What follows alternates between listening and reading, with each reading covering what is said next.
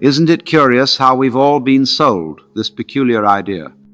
This notion that somewhere out there is your proper place, your correct path, your true destination. And if you haven't found it yet, well, then you must be lost. What a fascinating predicament we've created for ourselves. But I want to suggest something rather revolutionary. What if this whole idea of being lost is based on a fundamental misunderstanding? What if the very concept that you could be lost is itself the only thing standing between you and the most profound clarity? You see, a fish doesn't worry about finding the ocean. A cloud doesn't fret about its place in the sky. And the stars don't consult maps to check if they're in the right constellation. Only humans have this extraordinary ability to imagine ourselves as somehow separate from the fabric of existence. And in that imagined separation, we create this curious feeling of being lost. So let's explore together this illusion and perhaps discover that the clarity you seek has been present all along. Let's begin with something rather obvious yet profoundly overlooked. This feeling of being lost presupposes that you should know where you are. But I ask you, where exactly should you be? And who decided that? You see, to feel lost is to compare your current situation with some imagined ideal of where you believe you should be by now. But here's the curious thing about this human dilemma. The universe, this vast dancing pattern of energy, doesn't have a map. The oak tree doesn't consult a guidebook to check if it's on schedule. The river doesn't worry that it's taken a wrong turn. Consider for a moment that you've been taught to believe that life is some sort of journey from point A to point B, and somewhere along the way, you've misplaced your itinerary. What a dreadful predicament. But what if, just what if, there was never an itinerary to begin with? You see, when you were born, nobody gave you a purpose. Nobody handed you a little slip of paper with your cosmic assignment written on it. You came into this world just as a wave arises from the ocean, not to get somewhere, but to dance. This feeling of being lost is simply the friction between reality as it is and your expectation of how it should be. It's rather like a fish feeling lost in water because it's looking for water. You're not lost at all. You're exactly where you are, and there's nowhere else you could possibly be. Now, this might sound like a circular argument, and indeed it is, because life itself is circular. It's not a straight line, but a dance, a play, a game. And the game isn't about getting somewhere else, but about being fully where you are. So the next time you feel lost, I invite you to consider that this feeling isn't a problem to be solved, but a doorway to be walked through. It's the universe's way of inviting you to wake up from the dream that you need to be somewhere other than here. Have you noticed how terribly serious people become about their goals? It's as if life itself were some sort of examination which you pass or fail. What a dreadful way to experience this marvelous existence. You see, we've been bamboozled by a peculiar way of thinking. We imagine that life is a journey from A to B, and that the point of the journey is to arrive at B. But what happens when we finally reach B? Why? We set our sights on C, of course. And so it goes on forever and ever. It's rather like the old analogy of the donkey with the carrot dangled in front of it. The poor beast never actually gets to enjoy the carrot because the carrot is always just out of reach. And we do much the same thing to ourselves. Let me suggest something radical. What if the purpose of dancing is not to arrive at a particular spot on the floor? The purpose of dancing is to dance. And so it is with life. The purpose of life is not to arrive somewhere, but to be fully present in each unfolding moment. But oh, how we resist this idea. We've been trained to worship at the altar of achievement, to sacrifice the present on behalf of the future. When I get that promotion, we tell ourselves, then I'll be happy. When I find the right relationship, when I buy that house, when I retire, and on it goes. This is what I call the tyranny of goals. Don't misunderstand me. There's nothing wrong with having aims and intentions. The problem arises when we believe that life itself is merely a means to an end. Consider a piece of music. We don't listen to music in order to hear the final note. That would be absurd. The point of music is the playing, the dancing, the experiencing. And so it is with your existence. This obsession with goals creates a peculiar blindness. We become so fixated on where we think we should be going that we fail to notice where we actually are. And where you are is the only place you can ever be. So, I invite you to consider that you're not lost at all. You're exactly where you are, and that's precisely where the dance of life is happening. Right here, right now. Now, here's where it gets really interesting. This feeling of being lost hinges on a fundamental assumption that's so deeply ingrained we rarely question it. The assumption that you are a separate self, an isolated ego, encased in a bag of skin. This is what I call the myth of the separate self. And it's a very convincing myth indeed. After all, you feel separate, don't you? You feel as if you're in here and the world is out there. But let me ask you something. Where exactly do you end and the world begins? Is your skin the boundary? But your skin is constantly exchanging molecules with the air around it. Is your breath the boundary? But the air you breathe in was just now part of the world around you, and the air you breathe out is about to become part of that world again. What about your thoughts? Where did they come from? Did you invent the English language?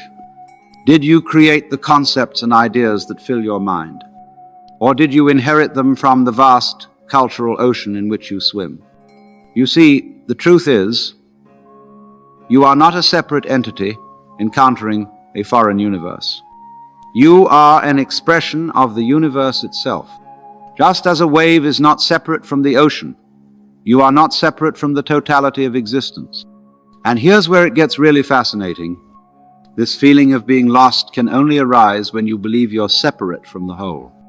It's as if a wave in the ocean were to feel lost and start looking for the ocean. The very thing it's looking for is what it already is. So when you feel lost, when you feel that existential vertigo of not knowing who you are or where you're going, remember this: you are not a tiny fragment in an indifferent universe. You are the universe experiencing itself from a particular point of view. And how could the universe possibly be lost? Have you ever noticed that you've never experienced any moment except this one? It's a peculiar thing. But the past exists only as memory, and the future exists only as anticipation. And both of these, memory and anticipation, are happening right now. This moment, this eternal now, is the only reality you have ever known or will ever know. And yet, how much of our time do we spend trying to escape it? We're constantly leaning into the future or dwelling in the past, rarely fully present for what is actually happening. And I suggest to you that this mental time travel is at the very root of our feeling lost. We're lost because we're not here. We are elsewhere. In our thoughts, in our worries, in our plans. Let me offer a rather startling proposition. There is no such thing as past or future except as ideas in the present moment. Just as there is no such thing as tomorrow on the clock. The clock only ever points to now. You see, when we're constantly projecting ourselves into imagined futures or remembered pasts, we miss the extraordinary fact that we're alive right now. And this now is all there is. Consider the absurdity of postponing joy. "I'll be happy when" is perhaps the most pernicious phrase in the English language, because that when never arrives. There is only ever this moment. So when you feel lost, bring yourself back to the eternal now. Feel your breath. Feel the sensations in your body. Notice the sounds around you. This moment, in all its ordinary splendor, is where life actually happens. You know, the Zen masters have a wonderful saying: when walking, just walk. When eating, just eat. What profound advice, because most of us, when walking, are not walking at all. We're worrying or planning or reminiscing. The legs may be walking, but the mind is elsewhere. And in this constant elsewhereness, we lose touch with the only place we can ever truly be. And then we wonder why we feel lost. So I invite you to experiment with this. Whenever you catch yourself feeling adrift or uncertain or somehow missing the point, bring yourself back to this moment, not as a concept, but as a living reality, and discover that in the eternal now, there is no such thing as being lost. Now, let's explore something I call the game of black and white. This is the game we've all been taught to play, though nobody ever explained the rules. In this game, everything must be classified as either one thing or its opposite, success or failure, good or bad, found or lost. And we become so accustomed to thinking in these polarities that we forget they're merely conveniences of thought, not realities of nature. Nature, you see, doesn't divide itself into opposites. Is the North Pole really opposite to the South Pole? Or are they simply different points on the same globe? Is light really the opposite of darkness? Or are they different degrees of the same phenomenon? You see, this habit of cleaving reality into artificial opposites creates tremendous confusion, because we start to believe that these opposites are actually separate things rather than aspects of the same thing. And so we come to believe that being found is the opposite of being lost. But what if there's no such thing as being either found or lost? What if these are just concepts we've superimposed on a reality that knows nothing of such distinctions? Consider this. A cloud never makes a mistake. The oak tree is never wrong. The rain is never inappropriate. It's only humans who have invented this curious game of right and wrong, lost and found. And the trap of this game is that we come to believe that one side is better than the other, that being found is somehow superior to being lost. But in truth, these are just different experiences, neither inherently better nor worse than the other.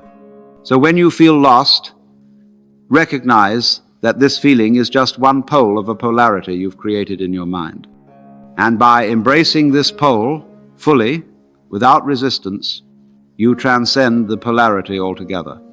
This is what the Zen masters meant when they said, "What you resist persists." By fighting against the feeling of being lost, you actually strengthen it. But by accepting it completely, you discover that it was never really a problem to begin with.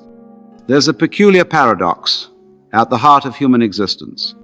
The more desperately we seek security, the more insecure we feel. And conversely, when we learn to embrace insecurity, a profound sense of peace begins to emerge. This is what I call the wisdom of insecurity, and it's directly relevant to this feeling of being lost. Because what is this feeling, if not a form of insecurity? The sense that we don't know where we are or where we're going. But here's the curious thing. This insecurity, this not knowing, is actually the natural condition of life.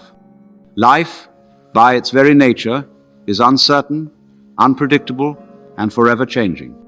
Think about it. Do you know what will happen tomorrow? Do you know what thought will arise next in your mind? Do you know the exact condition of each cell in your body? Of course not. And yet, we expend enormous energy pretending that we do know, or at least that we should know. This pretense, this constant seeking of certainty in an inherently uncertain world, is the source of tremendous suffering, because we're fighting against the very nature of reality. So what's the alternative? What if, instead of resisting uncertainty, we learn to dance with it? What if not knowing became an adventure rather than a problem? You see, a mind that knows that it doesn't know is a clear mind. It's open, receptive, alive to possibility, whereas a mind clutching at certainty becomes rigid, defensive, and ultimately brittle. Consider the difference between a living tree and a telephone pole. The tree is flexible, responsive to the wind, constantly adapting. The telephone pole is rigid, unyielding, and when a strong enough wind comes, it breaks. This wisdom of insecurity is not about cultivating a state of perpetual anxiety. Quite the opposite. It's about recognizing that the ground has always been moving beneath our feet, and that our attempts to pretend otherwise are what create anxiety. So the next time you feel lost, consider the possibility that this feeling is not a problem to be solved, but an invitation to wake up to the inherent uncertainty of existence, and to discover the profound freedom that comes with embracing it. Now here's a delightful paradox for you to consider. What if the purpose of life is to discover that it has no purpose? What if the point of existence is that there is no point? This is what I call the art of purposeful purposelessness. And it's a concept that the Western mind finds particularly challenging, because we've been conditioned to believe that everything must have a purpose, a reason, a goal. But I invite you to look at nature. What is the purpose of a mountain? What is the goal of a waterfall? What is the ambition of an oak tree? These questions sound absurd because they are absurd. Nature doesn't operate according to purpose. It simply is what it is, doing what it does without why. And yet, we humans have convinced ourselves that our lives must have some grand purpose, some ultimate point, and when we can't discern what that purpose is, we feel lost. But what if being lost is actually a profound opportunity? An opportunity to discover that life doesn't need a purpose to be absolutely magnificent. Think of it this way. We don't demand that music have a purpose. We don't listen to Bach in order to get somewhere. The music isn't a means to an end. It's a celebration, a dance, an expression of pure joy, and so it is with your existence. You don't need a cosmic purpose to justify being here. The sheer miracle of consciousness, of awareness, of being is its own justification. So, this art of purposeful purposelessness is about recognizing that while purposes and goals have their place, they're rather like scaffolding around a building, useful during construction, but ultimately meant to be removed when the building can stand on its own. And when you discover this profound purposelessness, something remarkable happens. Your actions become spontaneous, authentic, and joyful, precisely because they're no longer burdened by the weight of cosmic significance. So the next time you feel lost, without purpose, without direction, consider the possibility that you're being invited to let go of the very idea that you need direction. And in that letting go, you might just discover what it means to be truly found. Have you ever watched children playing? Not playing organized games with rules and winners and losers, but simply playing for the sheer joy of it. They don't ask, what's the point of this? The play itself is the point. And this, I suggest, is the key to understanding the cosmic dance of existence. The universe isn't going anywhere. It's not trying to achieve anything. It's simply dancing. You see, we've been taught to view existence as a kind of production line, where everything is working towards some final product. But what if existence is more like music? What if it's a pattern unfolding in time, beautiful precisely because it doesn't lead anywhere? When you begin to see life this way, the feeling of being lost takes on an entirely new dimension, because in a dance, there's no such thing as being lost. There's only the next step, the next movement, the next expression. Consider the galaxies spiraling through space.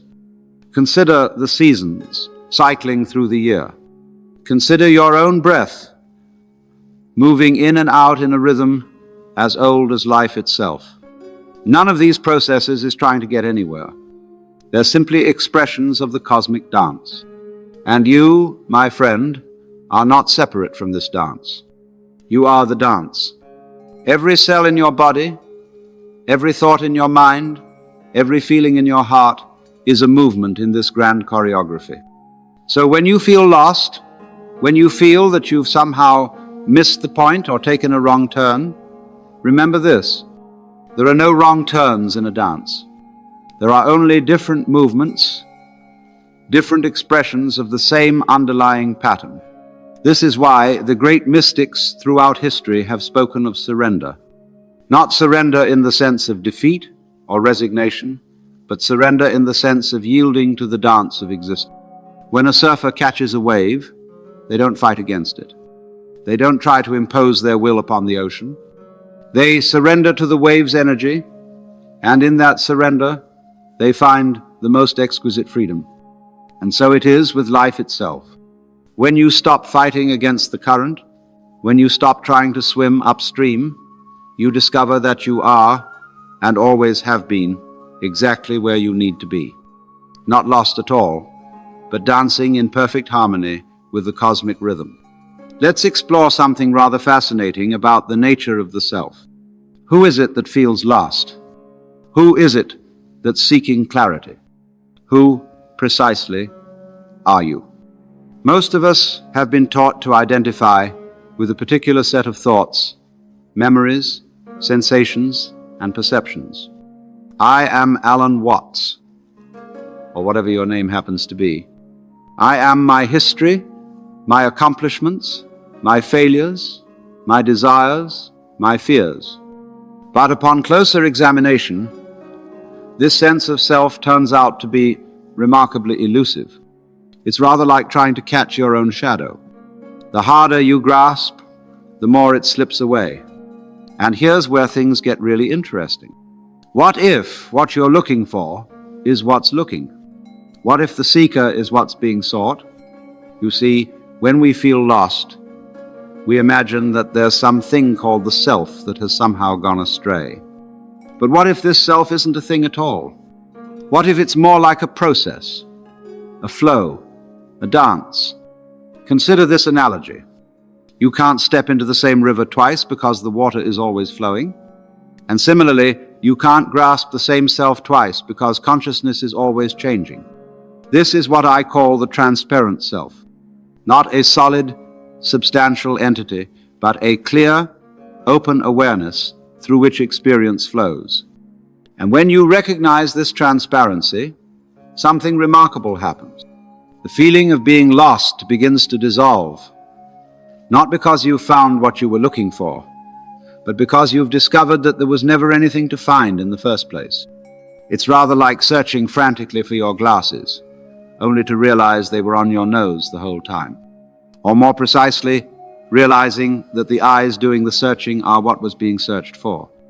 This transparency, this openness, is your true nature, not something you need to achieve or attain, but what you already are beneath all the layers of identification and conditioning.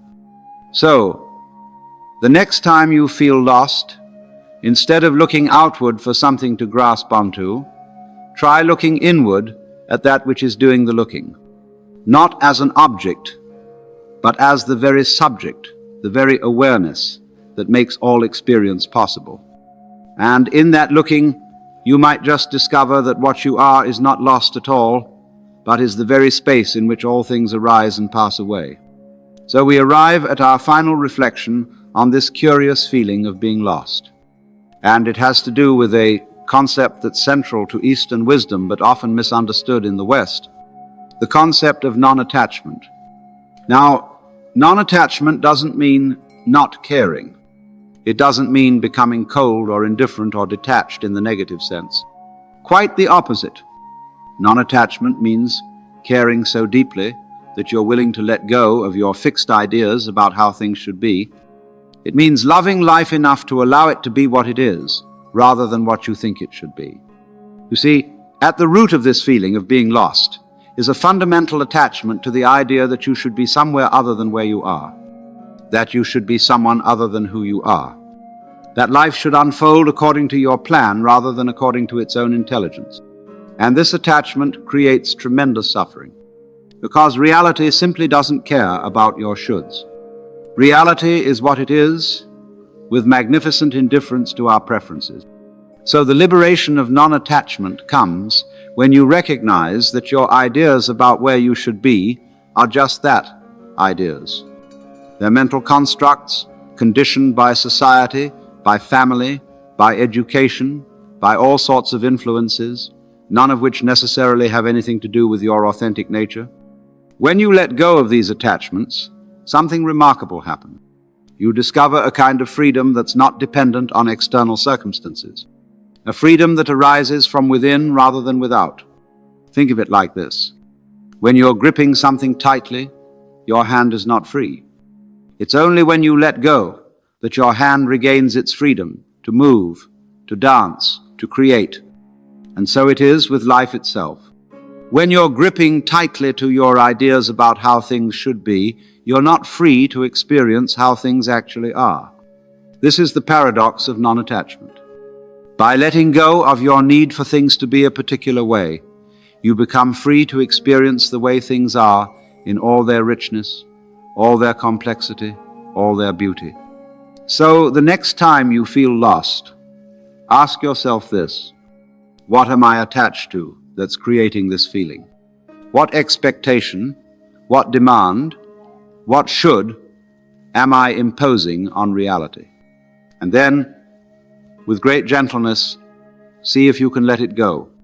Not as an act of resignation, but as an act of profound trust in the intelligence of life itself. For in truth, you are not lost. You never were, and you never could be. You are, and always have been, exactly where you are, doing exactly what you're doing, being exactly who you are. And in that simple recognition lies the freedom you've been seeking all along. As we come to the close of our exploration together, I invite you to consider a rather startling possibility.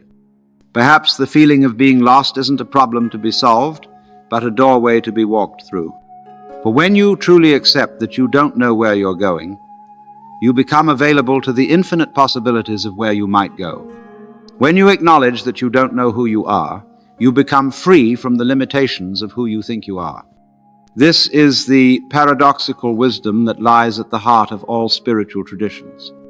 That true freedom comes not from knowing, but from not knowing. Not from certainty, but from wonder. Not from having arrived, but from being fully present for the journey. So, my friend, the next time that familiar feeling arises, that sense of being adrift in an uncertain sea, remember this: you're not lost. You're simply being invited to let go of the shore to which you've been clinging and to trust the vast ocean of which you are an inseparable part. For in the end, there is nowhere to go, nothing to achieve, and no one to become.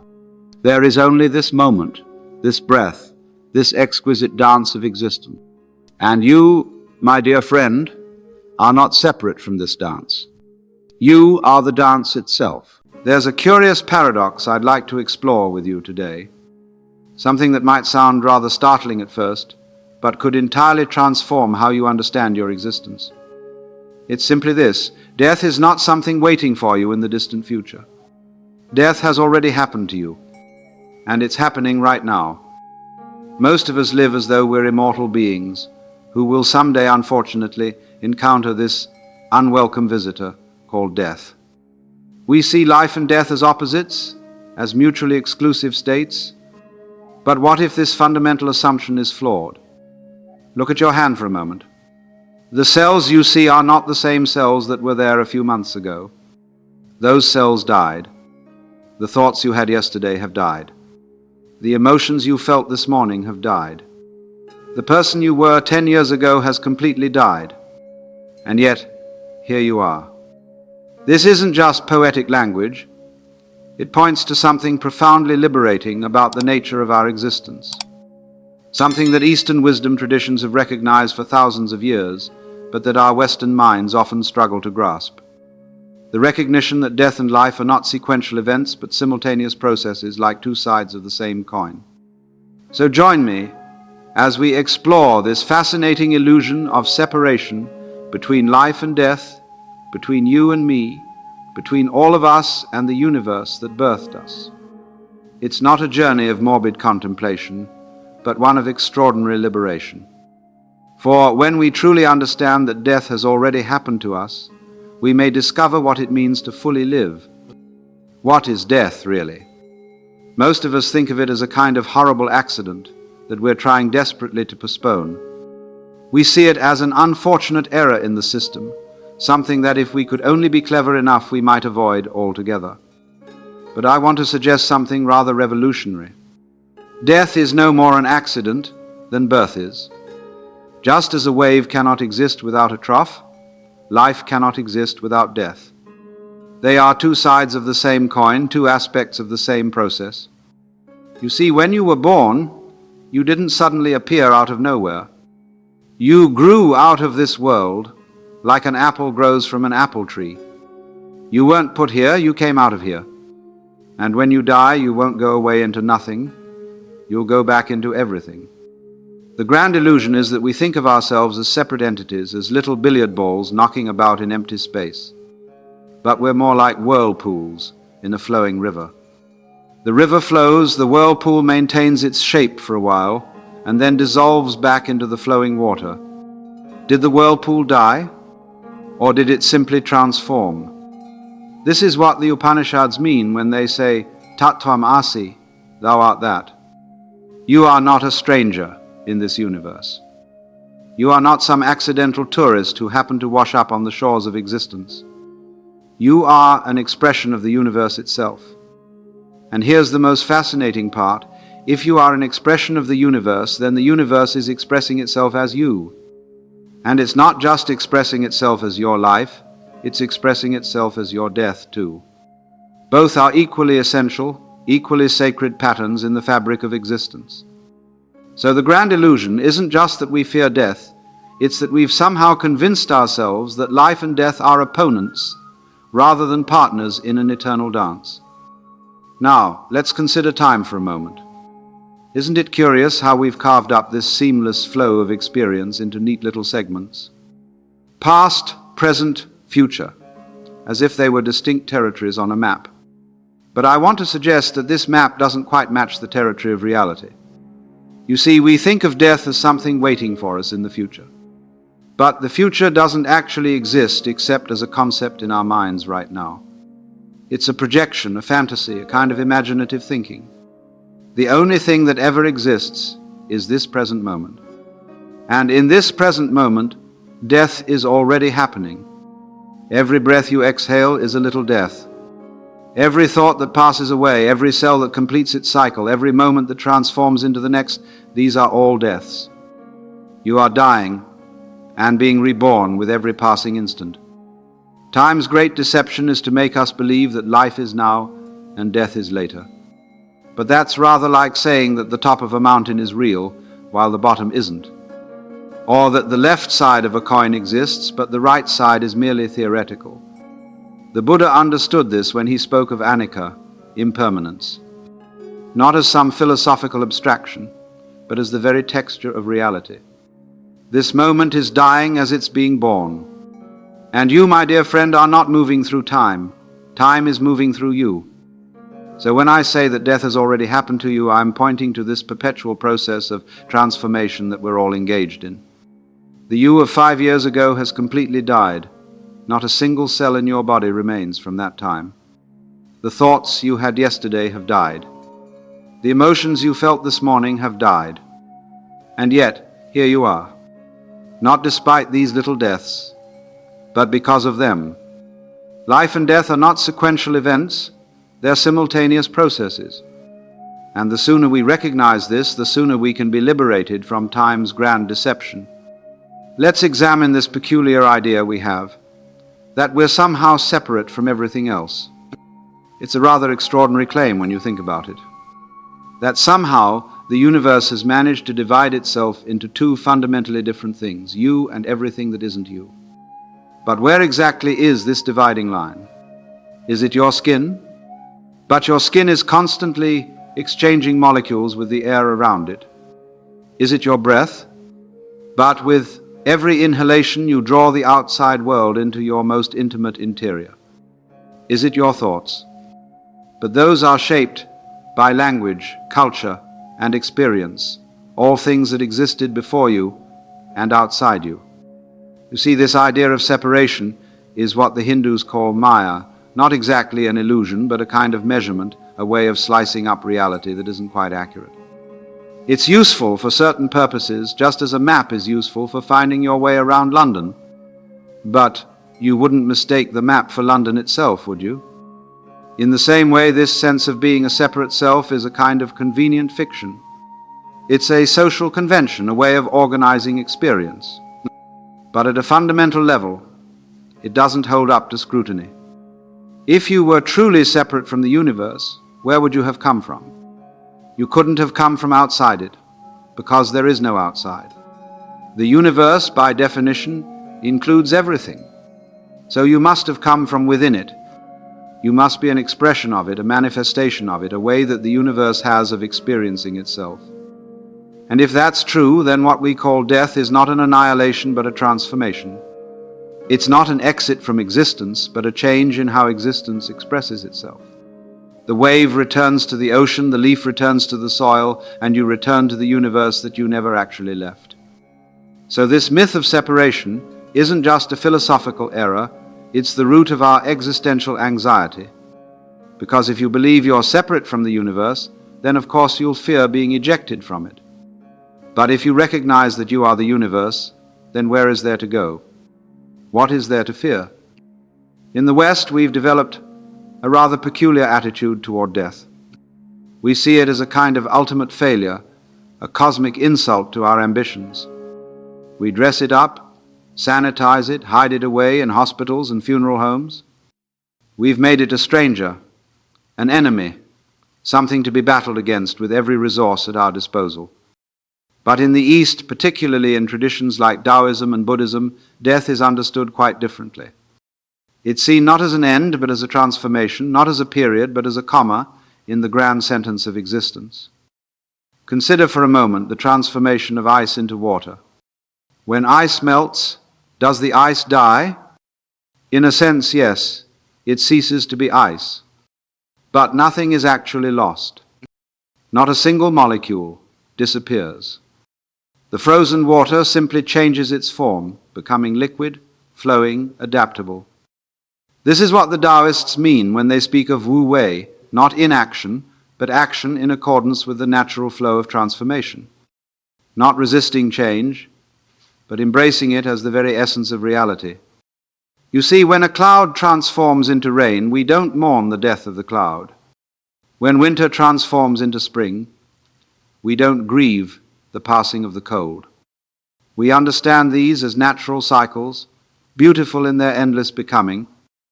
So why do we make an exception for human death? Why do we insist that this particular transformation, out of all the countless transformations in the universe, must somehow be a tragic error? 0. 5.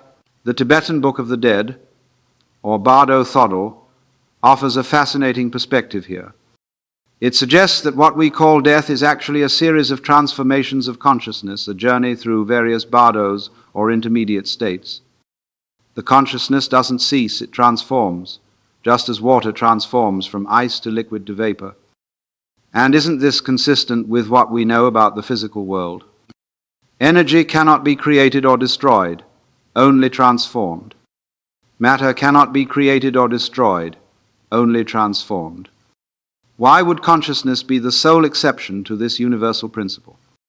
So when I suggest that death has already happened to you, I'm pointing to this constant process of transformation that we're all engaged in.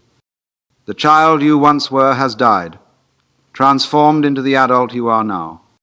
The novice has died, transformed into the expert. The stranger has died, transformed into the friend. Death isn't something waiting for you at the end of the road. It's something you've been experiencing all along, with every transformation, with every change, with every letting go. And these little deaths haven't diminished you. They've enriched you. They haven't ended your journey. They've advanced it. Have you ever noticed how difficult it is to pin down exactly what we mean by now? The moment I say the word, it's already past. The present seems to be an infinitesimally thin line between past and future, always moving, never graspable. And yet, paradoxically, now is all there ever is.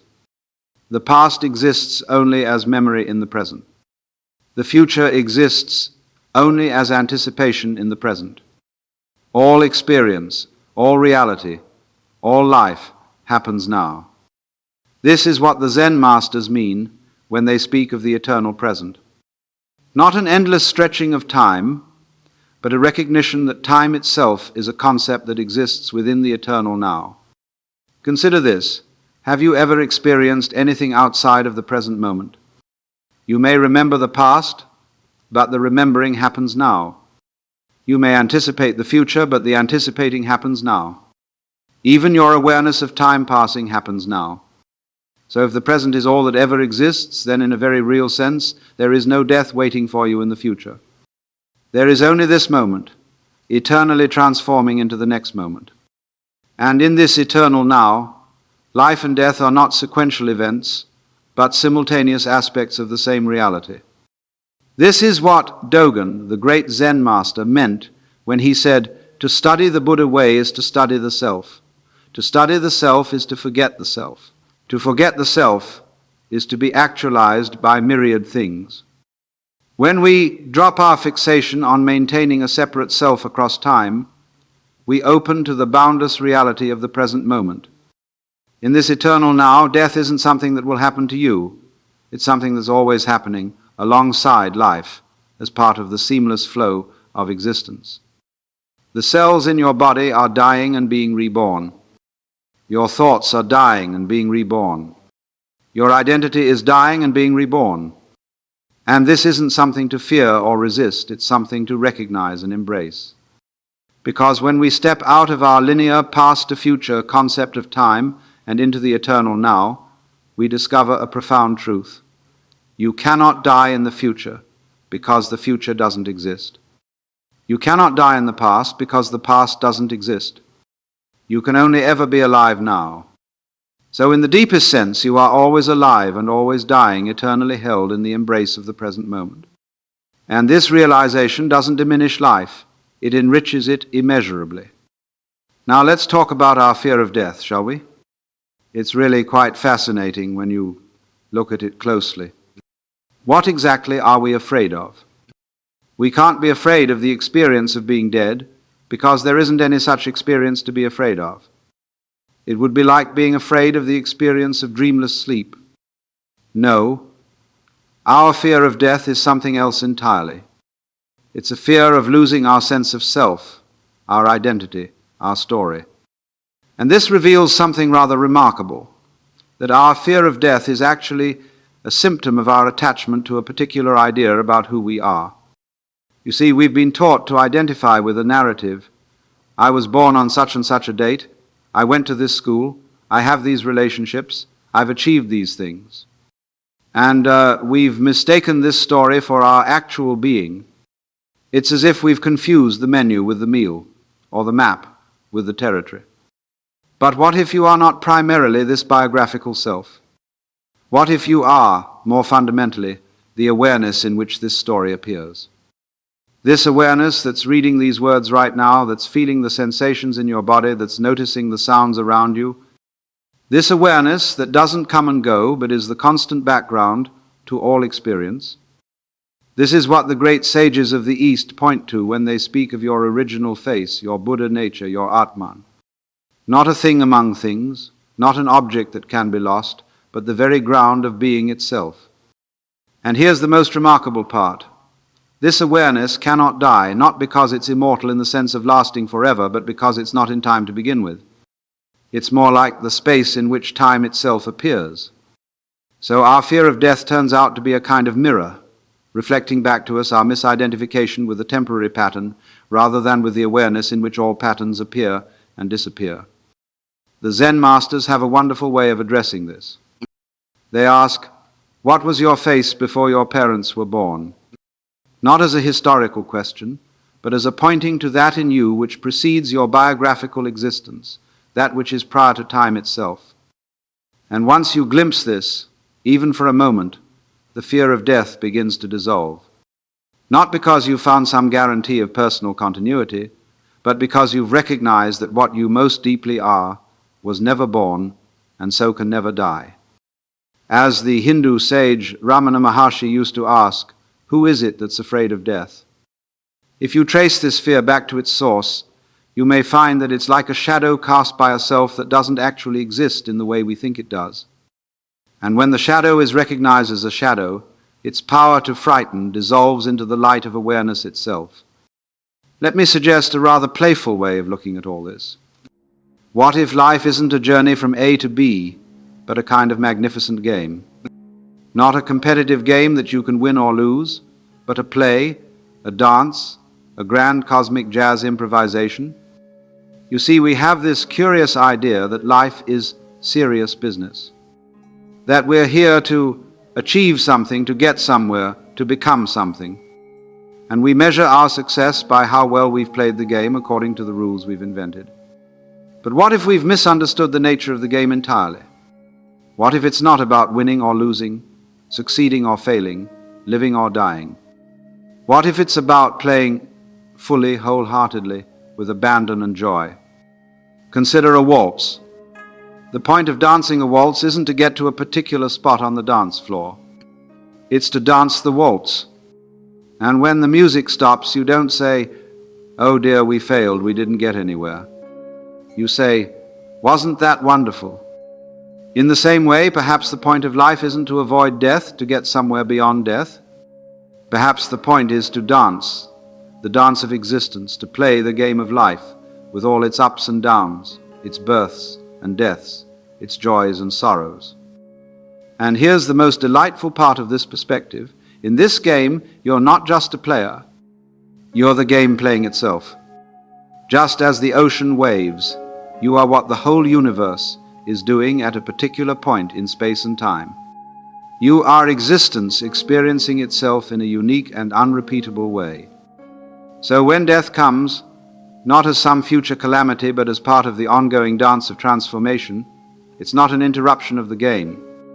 It's part of the game. It's not a failure, it's a fulfilled cadence, like the final note in a beautiful piece of music.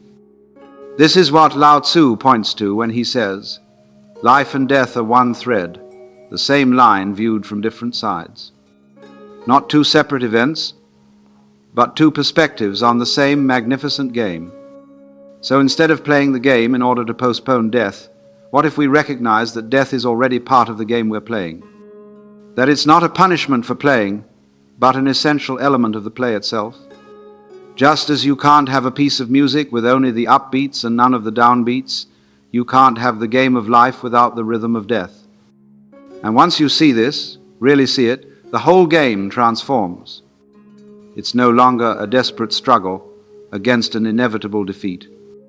It's a dance, a play, a celebration of this incredible mystery that we call existence. In Hindu mythology, there's this marvelous image of Shiva Nataraja, the Lord of the Dance. He dances within a circle of flames, one foot raised in joyous movement, the other pressing down on a dwarf representing ignorance. In one hand he holds a drum that beats the rhythm of creation, and in another a flame that represents destruction. This isn't just colorful mythology, it's a profound insight into the nature of reality. Creation and destruction aren't opposed to each other, they're partners in an eternal dance. The rhythm of the universe isn't just growth or just decay, it's both, interwoven in a complex and beautiful choreography. You see, the cosmos doesn't just create, it creates by destroying. Stars are born in the death throes of other stars. Spring flowers grow from the decay of autumn leaves. New cells in your body are built from the nutrients of what was once other living beings. Creation through destruction, life through death, this is the cosmic dance. And you are not separate from this dance. You are not watching it from the audience, you are on the stage, moving with it as it. Your breathing, your heartbeat, your thoughts, rising and falling, all are part of this same rhythmic pulsation of existence. The Buddhists have a word for this, pratityasamutpada, or dependent co-rising. It points to the way everything in the universe arises in dependence upon everything else. Nothing exists independently. Everything is interwoven in this vast tapestry of becoming. So when I say that death has already happened to you, I'm pointing to your participation in this dance.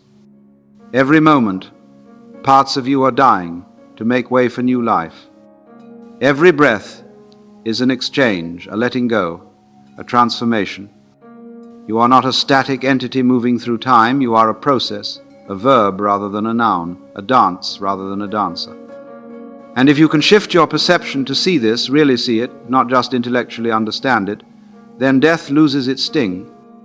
Not because you've found some clever way to deny it or avoid it, but because you've recognized it as inseparable from life itself.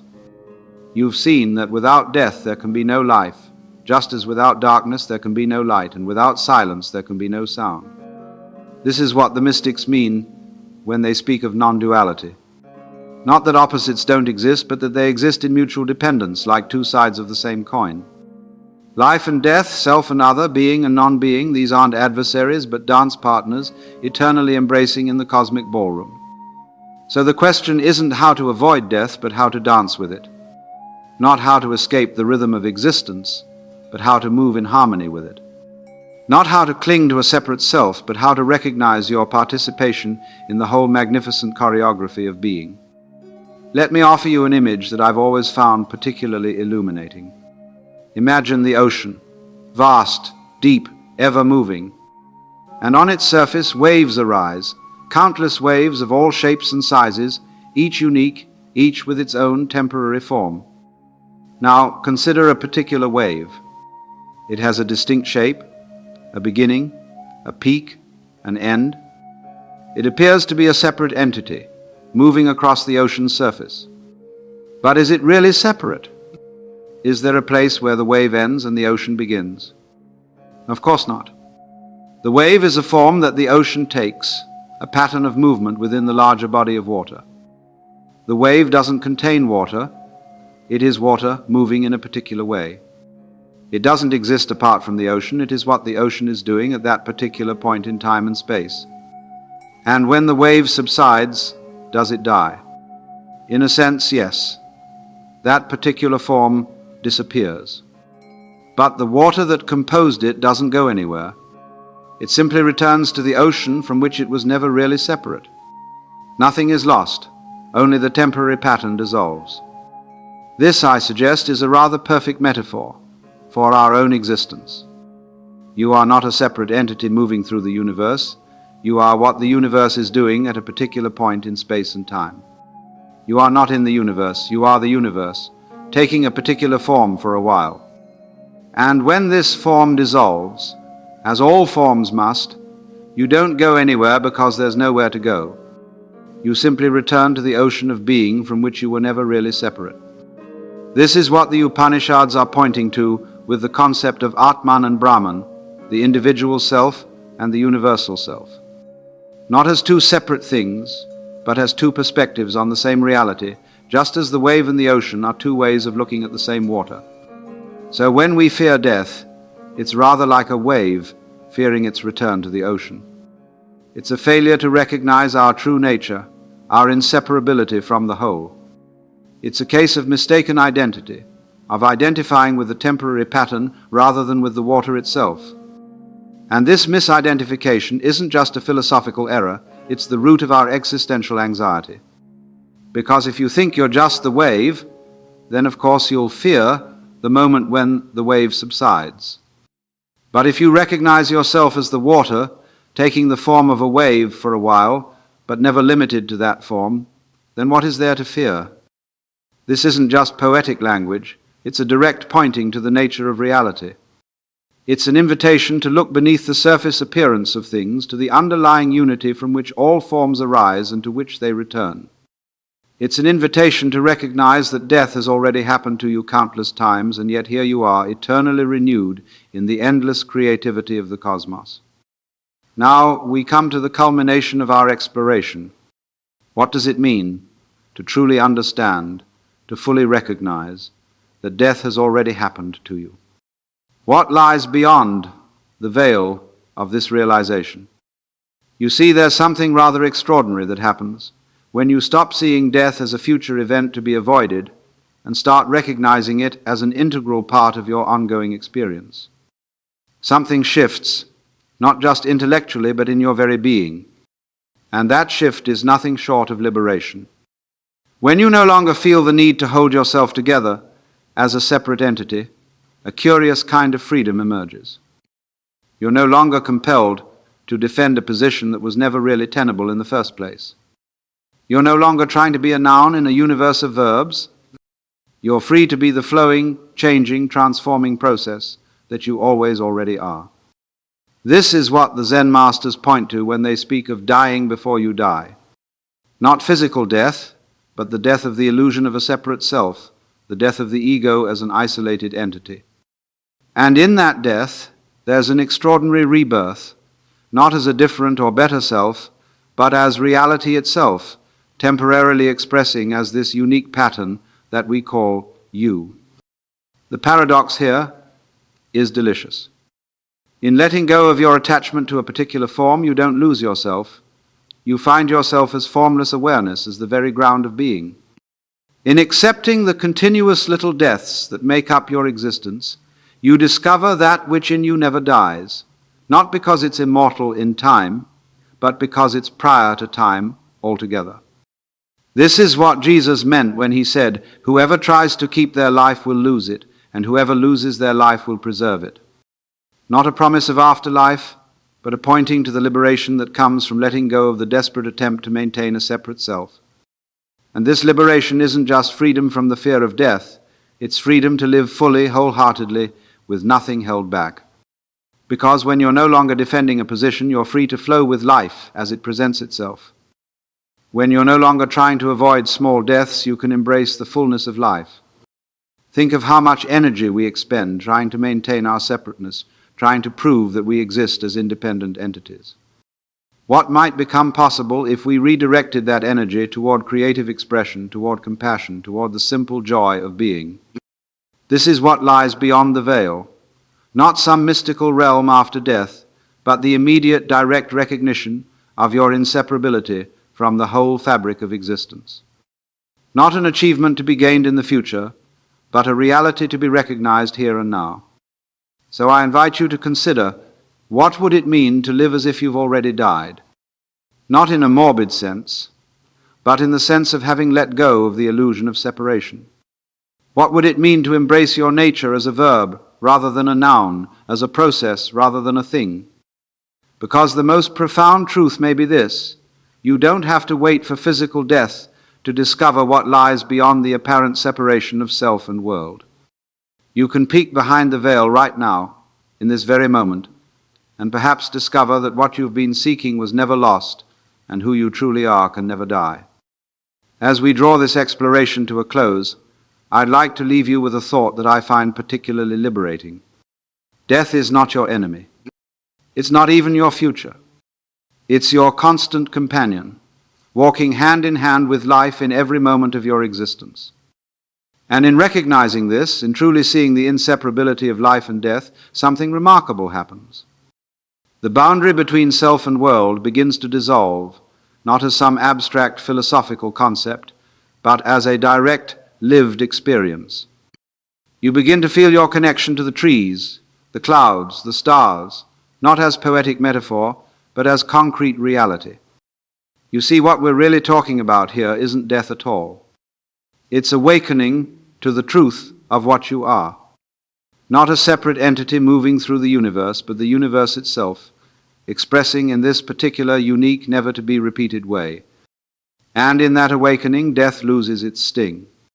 Not because you've found some clever way to avoid it, but because you've recognized that what you most deeply are was never born and so can never die. This isn't a truth that you can grasp with the intellect alone. It has to be felt, experienced, lived. And the invitation is always there, in every moment, to look beneath the surface appearances, to see beyond the illusion of separation, to recognize your true nature as the boundless, formless awareness in which all forms arise and dissolve. So I invite you, as we part ways, to carry this contemplation with you, not as a belief to be accepted or rejected, but as a living question to be explored in the laboratory of your own experience. What am I, really? What is this consciousness in which all experience appears? What remains when the illusion of separation dissolves? Because the most extraordinary discovery may be this: the peace that we're all seeking, the sense of belonging, of coming home, it's not something to be achieved in the future. It's already here, in the very fabric of your being, waiting only to be recognized. And in that recognition, death is revealed not as an ending, but as a doorway that's always open, always inviting you to step through into the boundless mystery of what you truly are. Thank you for joining me on this journey. The light in me bows to the light in you. Namaste. What happens when you die? This is perhaps the oldest and most persistent question that humanity has ever asked itself. And isn't it fascinating how we worry so much about something that we will never experience as an event?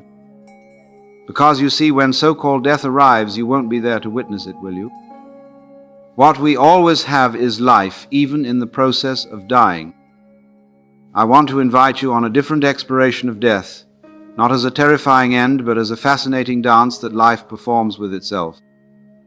And perhaps by the end of this conversation, you might smile at the mystery rather than fear it. Let's begin with something truly fundamental. The root of our fear of death lies in the illusion that we are separate entities navigating a universe that is foreign to us. But what would happen if you realized that you are not in the universe, but that you are the universe? You see, we have been bamboozled by our own thinking. We've convinced ourselves that we are somehow separate from everything else, like an island in a vast ocean. But have you ever seen an island that wasn't connected to the ocean floor? The separation is merely on the surface. Our bodies are not separate from nature. They are made of the same elements as the stars and the soil. Every carbon atom in your body was once inside a star. The air you breathe out becomes the breath of the trees. The water that flows through you is the same water that has flowed through everything that has ever lived. So, when we talk about death, we're not talking about the end of you, but rather a transformation of you. Like a wave returning to the ocean, you don't disappear, you simply change form. And isn't that liberating? This fear, this anxiety about death, comes from the delusion that you are something that can be lost. But you cannot lose what you fundamentally are.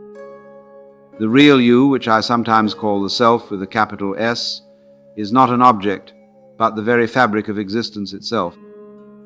Now, let's look more closely at this thing we call the ego. This curious little fellow that sits inside your head and calls itself I. Quite a character, isn't it? What exactly is this I that we're so concerned about preserving? Well, it's really nothing more than a collection of memories, of sensations, of thoughts, all strung together like beads on a string. And we've given this collection a name, and we've convinced ourselves that it's who we really are. But I want you to try something. Try to find this I. Where exactly is it? Is it in your head? In your heart? In your big toe? The more you look for it, the more it seems to slip away, like trying to catch your own shadow. You see, the ego is not a thing, but a process. It's something your brain does, not something your brain is. It's a useful fiction, a tool for navigating the world, but it's not your fundamental nature. And this ego, this I, is indeed finite. It will come to an end. But that's only frightening if you believe that this ego is all that you are. It's like being an actor who has played the same role for so long that he's forgotten he's acting. He becomes terrified when he learns the play is coming to an end, because he thinks that means he will end. But of course the actor continues even when the role is over. So don't confuse the role you're playing with the actor who plays it. The ego may die, but what you fundamentally are cannot die because it was never born. I've always been fond of water metaphors, perhaps because water so perfectly illustrates this principle we're discussing. So let's consider a wave in the ocean. A wave rises up, it has a beginning, a middle, and an end. It appears to be a distinct entity with its own identity, its own journey. But what happens when the wave crashes upon the shore? Does it die? Does it cease to exist? Or does it simply return to what it always was, the ocean? You see, the wave was never separate from the ocean. It was a temporary pattern, a dance of energy performed by the ocean itself. The ocean, waving, and you, my friend, are not a noun, but a verb. You are not a thing, but a process. You are the universe, personing, just as the wave is the ocean waving. Have you ever considered that what we call life and death might actually be an elaborate game of hide and seek? Now, that's a curious thought, isn't it? In Hindu philosophy, there's this marvelous concept called Leela, which means divine play. The idea is that the universe is not a mechanical process, but a kind of cosmic game that the infinite plays with itself. So imagine that you are the infinite, the eternal, the boundless. But there's a problem, you see. If you're everything, then there's nothing for you to encounter, nothing for you to interact with, nothing for you to love. How terribly boring. So what do? You play a game of hide and seek with yourself. You pretend to be separate, to be many, rather than one. You create the illusion of individuality, of separateness. And this game, it has a rhythm, doesn't it? A rhythm of appearance and disappearance, of manifestation and dissolution, of forgetting and remembering. What we call birth is the universe manifesting as you, and what we call death is the universe dissolving back into itself. But nothing is truly lost, because it was all just the one playing as the many.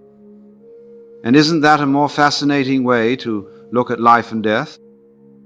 Not as some grim mechanical process, but as a dance, a game, a play. The universe entertaining itself through endless transformation. Now, here's something really fascinating about the nature of time. Have you ever noticed that you've never experienced any moment except the present?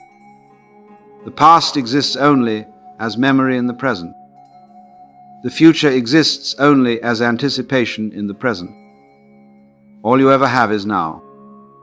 And here's the kicker, in this eternal now, there is no death. Death never arrives, because when it would arrive, you wouldn't be there to experience it. So in a very real sense, you always exist in an eternal now which never dies. Your experience is always of being, never of not being.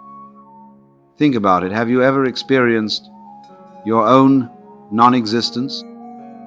Of course not. Such an experience would be a contradiction in terms. So you see, the problem of death is really a conceptual problem, not an experiential one. It's something we worry about in thought, but it's not something we will ever encounter in experience. In this eternal now, which is all we ever have, there is only life, only being, only existence. And that, my friends, is a most liberating realization. One of the most persistent delusions that we humans entertain is the idea of permanence. We want things to last, to endure, to remain unchanged. And nowhere is this more evident than in our desperate clinging to personal continuity. But let me ask you something. What in this universe remains unchanged? The mountains? They're slowly being worn away. The stars? They're burning out. Even the atoms are in constant flux. Change is not just a feature of existence, it is existence itself. And this isn't a tragedy, it's a dance. Consider a piece of music. Would you want a single note to last forever? Of course not. The beauty of music lies in its movement, its flow, its impermanence. Each note must give way to the next for the melody to exist at all. And so it is with life. Life is music, not a monument. Our suffering comes from our resistance to this fundamental truth. We want to freeze the river, to hold on to this moment, to this self forever. But a frozen river is no longer a river, is it? So when we fear death, when we cling desperately to our sense of permanent selfhood, we are fighting against the very nature of reality. And that is a battle we cannot win. But here's the liberating truth. You don't need to win that battle. You can simply stop fighting. You can embrace the flowing nature of existence and discover that what you've been seeking was here all along. In the East, there's a wonderful metaphor that life is a kind of dream.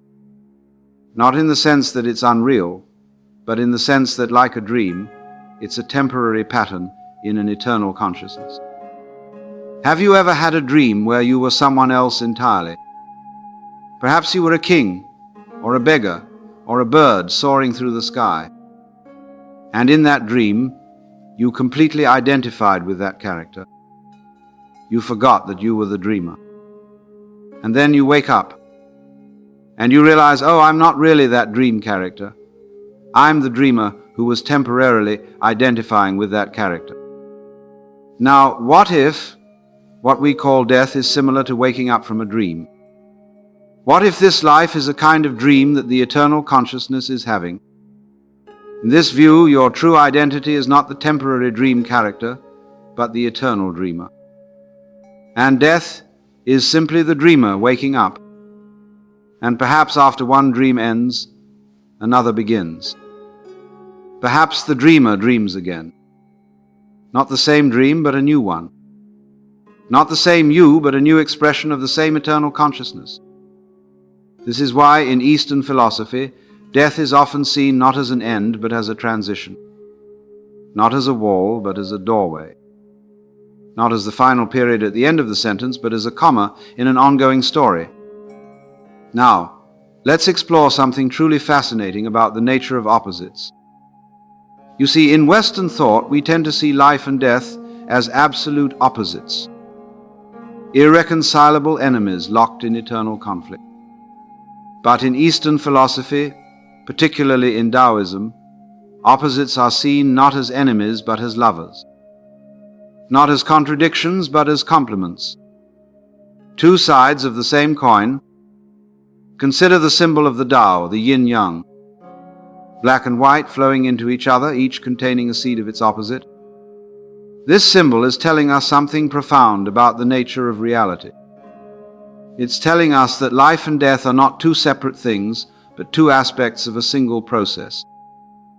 They define each other, create each other, depend on each other. Without death there could be no life, just as without darkness there could be no light. They are in fact a continuum, not a dichotomy. And if you look closely, you'll see that life and death are happening in every moment. Cells in your body are dying and being reborn continuously. The you of yesterday has died to give birth to the you of today. So you see, life and death are not events that happen only once. They are processes that are happening all the time. And once you realize this, the boundary between them begins to dissolve. Life and death, like all apparent opposites, are simply conceptual distinctions that we impose upon a seamless reality. But reality itself is beyond all such distinctions. Now, I want to talk about something that may seem counterintuitive, and that is the profound beauty of impermanence. In Japan, there's a concept called mono no aware, which refers to the poignant awareness of the transience of things. It's the bittersweet feeling you get when watching cherry blossoms fall. The Japanese don't think, oh, how sad, these beautiful flowers are dying. Rather, they understand that it's precisely because the blossoms don't last that they're so exquisitely beautiful. Imagine if cherry blossoms lasted forever. They would become ordinary, background, unnoticed. It's their very ephemerality that makes them precious. And so it is with our lives. It's precisely because we don't last forever that each moment becomes precious. It's because we are impermanent that our existence has such poignancy, such intensity. When you truly accept the impermanence of all things, including yourself, something remarkable happens. You begin to live with greater presence, greater appreciation, greater love. You stop postponing life, waiting for some future moment when everything will be perfect. You realize that this moment in all its transient glory is all you ever have. And paradoxically, it's when you fully accept your own impermanence that you become most fully alive. For what is more deadening than the desperate attempt to make permanent what is by nature impermanent? And so we come to our final reflection. What does it mean to return to the source? In many spiritual traditions, there's this idea that we come from and ultimately return to a source. Some call it God, others call it the Tao or Brahman or the ground of being. But regardless of what we call it, the essential insight is the same. We are not separate from this source. We are, in fact, expressions of it. Think of it like this. Imagine the universe as a vast ocean of consciousness, and each of us as a whirlpool in that ocean. Now, the whirlpool has a certain form, a certain identity. It appears to be a separate thing, but in reality it's just the ocean in a particular pattern of motion. And when the whirlpool subsides, where does it go? Does it cease to exist? Or does it simply return to what it always was, the ocean? This is what death is. Not an end, but a return. Not a loss, but a homecoming. And here's the most marvelous thing about this metaphor. The whirlpool never actually left the ocean. It was always just the ocean in a particular form. And so it is with us. We never actually leave the source. We are always just the source in a particular form. So death is not really a journey to somewhere else. It's simply the realization of what we've been all along. And if that's true, then perhaps we don't need to wait until physical death to make this return. Perhaps we can realize our oneness with the source right now, in this very moment. That's what the great mystics and sages have been telling us throughout the ages. That our true nature, our essential being, is not separate from the source of all that is. And when we realize this, not just intellectually, but in the very depths of our being, then death loses its sting. For how can you fear returning to what you already are? And so, my friends, we come full circle in our exploration of death. We began with the fear that arises from the illusion of separation, and we end with the peace that comes from the recognition of oneness. Death is not the end of a journey. It's simply another transformation in an endless dance of form and formlessness. The wave returns to the ocean. The breath returns to the air. The body returns to the earth, and consciousness returns to its source. Nothing is lost. Nothing is wasted. Everything is transformed. So perhaps instead of fearing death, we can welcome it as an old friend. Not as something to be hurried toward, but as a natural completion of the cycle of form. And in the meantime, we can live with the knowledge that what we truly are is far more than this temporary form. We are, in our deepest nature, that which never dies because it was never born. Isn't it curious that you are here at all? Not that you are clever or successful or virtuous, simply that you are. You see, existence did not ask your permission. Nobody checked with you beforehand. And yet here you are, listening to these words, aware of yourself, aware that there is something rather than nothing. Most people, instead of marveling at this, immediately begin to doubt it. They think, yes, I'm alive, but am I enough? Am I worthy? Am I important? As if existence itself were some sort of contest, and you had to prove that you deserve your ticket.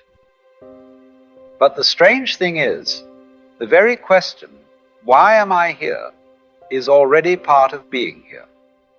It is existence questioning itself. Existence does not explain itself, it simply expresses itself.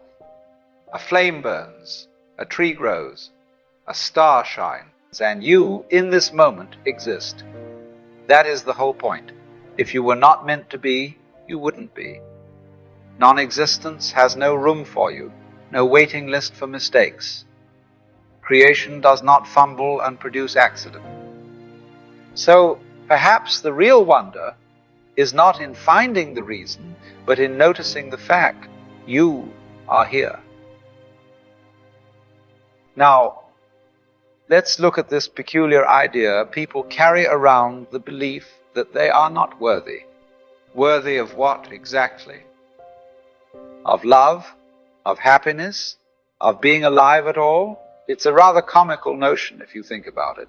Because here you are, already alive, already breathing, already woven into the tapestry of existence, and yet you insist, I don't deserve to be here. That is like a wave arguing with the ocean, or a flame insisting it has no right to burn. Do you see the absurdity? If you were not worthy, you would not exist. Creation is not in the habit of manufacturing mistakes.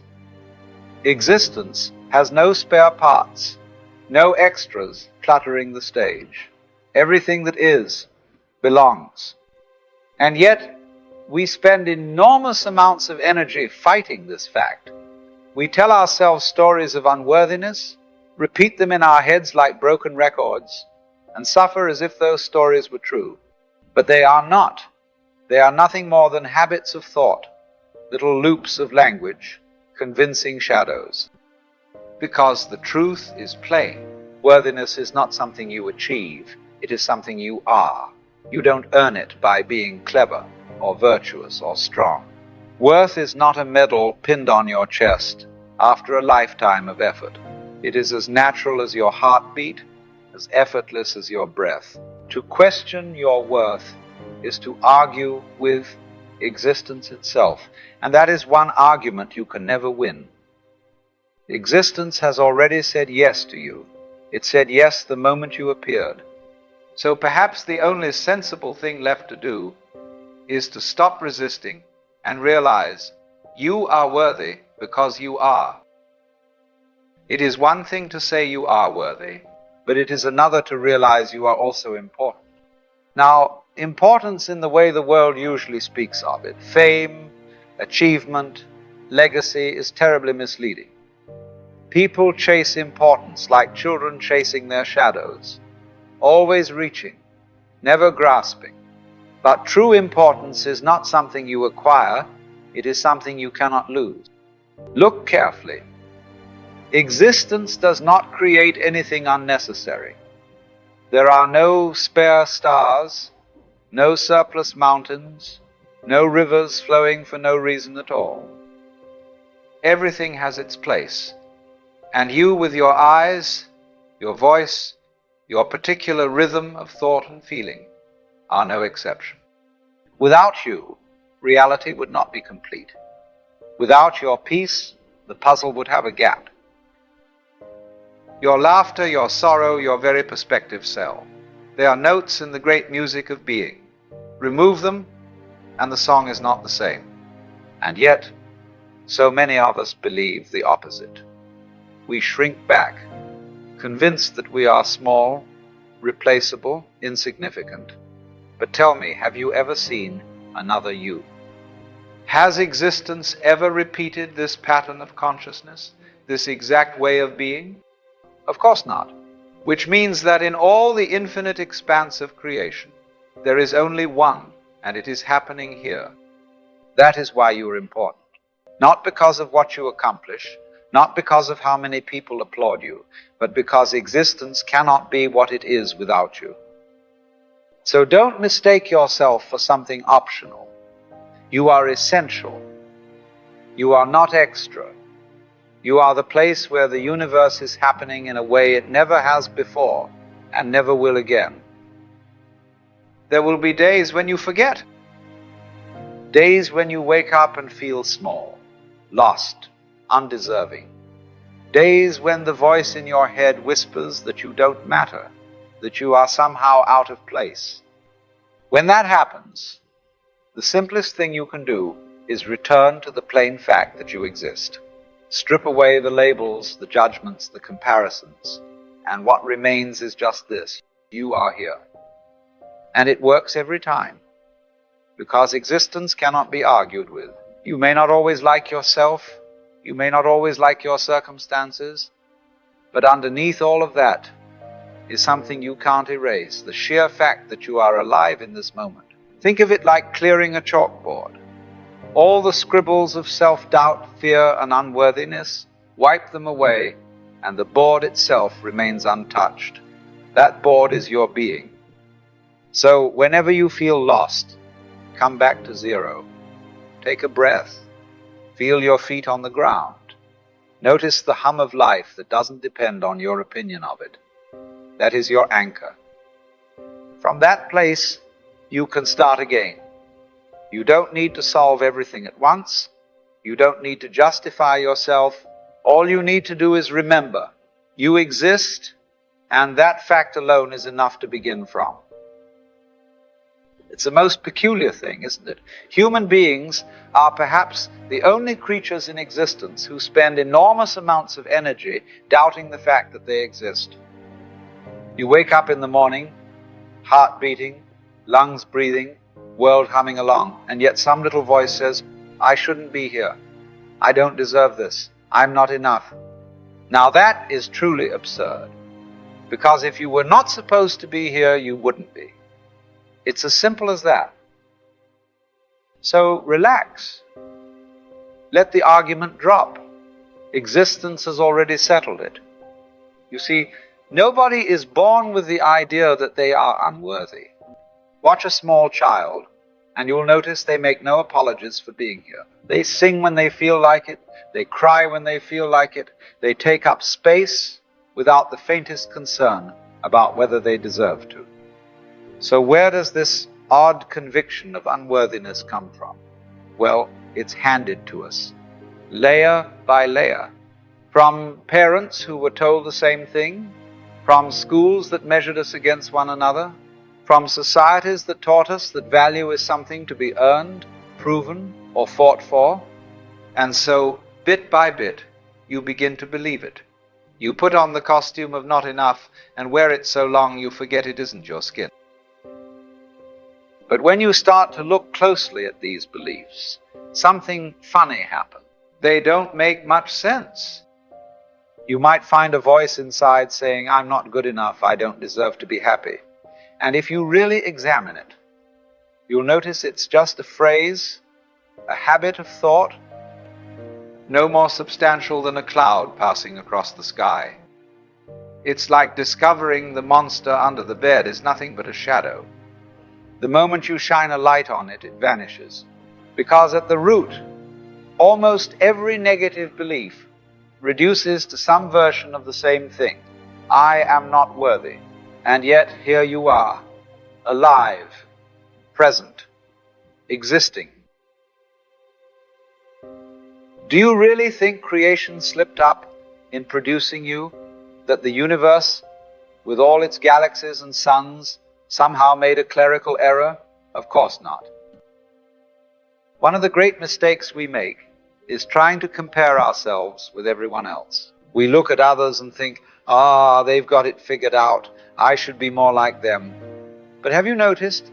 A puzzle doesn't work that way. Every piece has its own peculiar shape. If one piece tries to bend itself into another, the picture falls apart. The only way the puzzle is complete is if every piece is exactly as it is. And so it is with you. You were never meant to be a copy of anyone else. You were designed to fit by being precisely yourself. But of course, society trains us otherwise. It says, be more like this, less like that.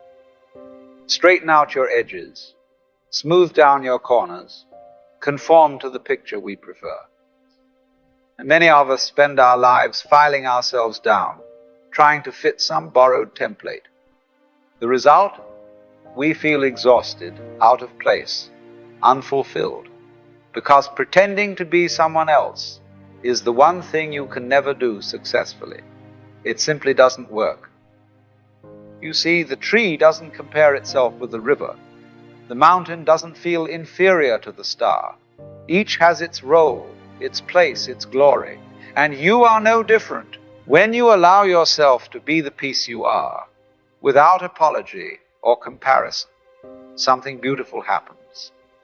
The picture comes together. Everyone else, too, finds their place, because you are no longer distorting yourself to fit theirs. So the grand joke is this: the very thing you thought was wrong with you, your odd shape, your quirks, your differences, are exactly what make the whole complete. Another peculiar worry we humans carry is this deep fear that somehow, one day, we will be nothing, that we might vanish into non-existence, as though everything we are could simply be erased. But pause and look at the idea closely. What is non-existence?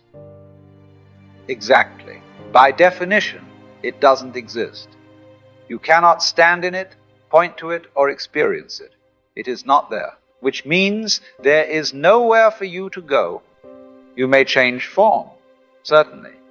Just as water becomes cloud, and cloud becomes rain, and rain becomes river, the shape changes, the expression changes, but the essence never disappears. In the same way, you are part of the ongoing flow of being. To believe you could somehow fall into non-existence is like believing you could fall off the surface of the earth into nothingness. From where would you fall? Into what? It's nonsensical. Yet many of us live as though it were possible. And so we frighten ourselves with this phantom, the great nothing that isn't there. But notice, the fear only arises in thought. The thought says, what if I cease to be? And yet the very thought is proof of being, existence, asking itself whether it exists. The truth is, there is no such thing as non-existence. There is only existence playing endlessly in its different costumes. And right now, you are one of them. So when you doubt your worth, when you fear your disappearance, remember this: you are woven into the fabric of reality itself, and there is nowhere else for you to go. When you see that you are already worthy, the whole business of self-care stops looking like indulgence. It's simply the obvious thing to do. If you're tired, you rest. If you're hungry, you eat. You don't do these things to earn points or prove value. You do them for the same reason a flower turns toward the sun.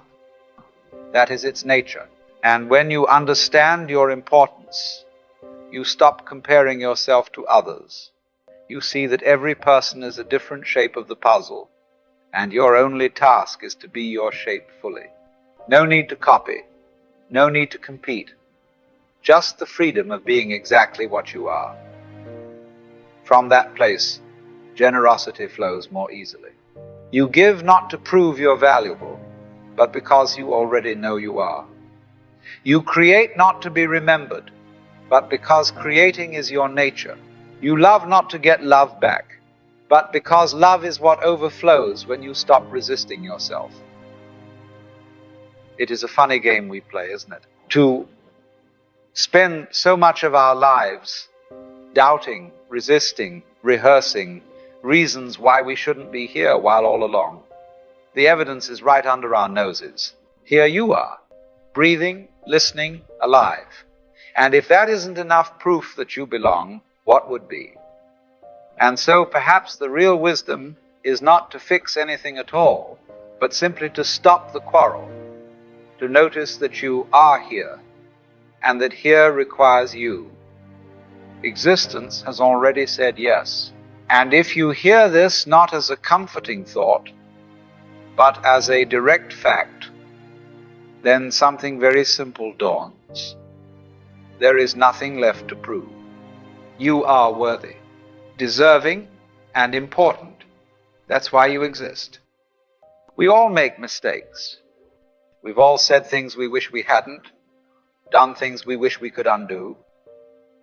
And yet, if you look back honestly, you will see that at that time, with the understanding and consciousness you had, you were doing your best. It's a curious thing, isn't it? We stand in the present, armed with new awareness, and we look back at the person we once were, as though they should have known what we know now. But that earlier self could not have. It was moving through life with the tools available at that moment, with the clarity or lack of clarity it had at the time.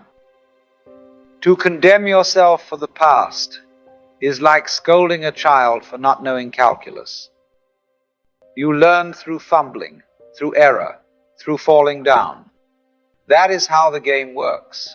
Every mistake was part of the path that brought you here.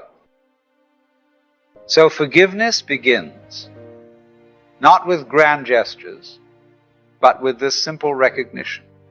You were always doing your best, even when your best looked clumsy or confused. To see that is to soften. To soften is to begin to forgive. To forgive yourself is not to erase the past, nor to pretend it didn't happen.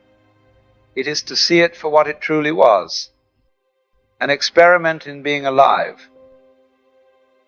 Every choice, every blunder, every harsh word you regret was not a crime against existence, but a step in learning how to walk. The trouble is, most of us carry our mistakes like stones in a sack, dragging them along year after year. We replay scenes in our heads, wishing we could edit the script. But the past is finished. Now it is only an illusion carried by the mind. To keep punishing yourself is to argue with what no longer is. There is a difference between learning and self-condemnation.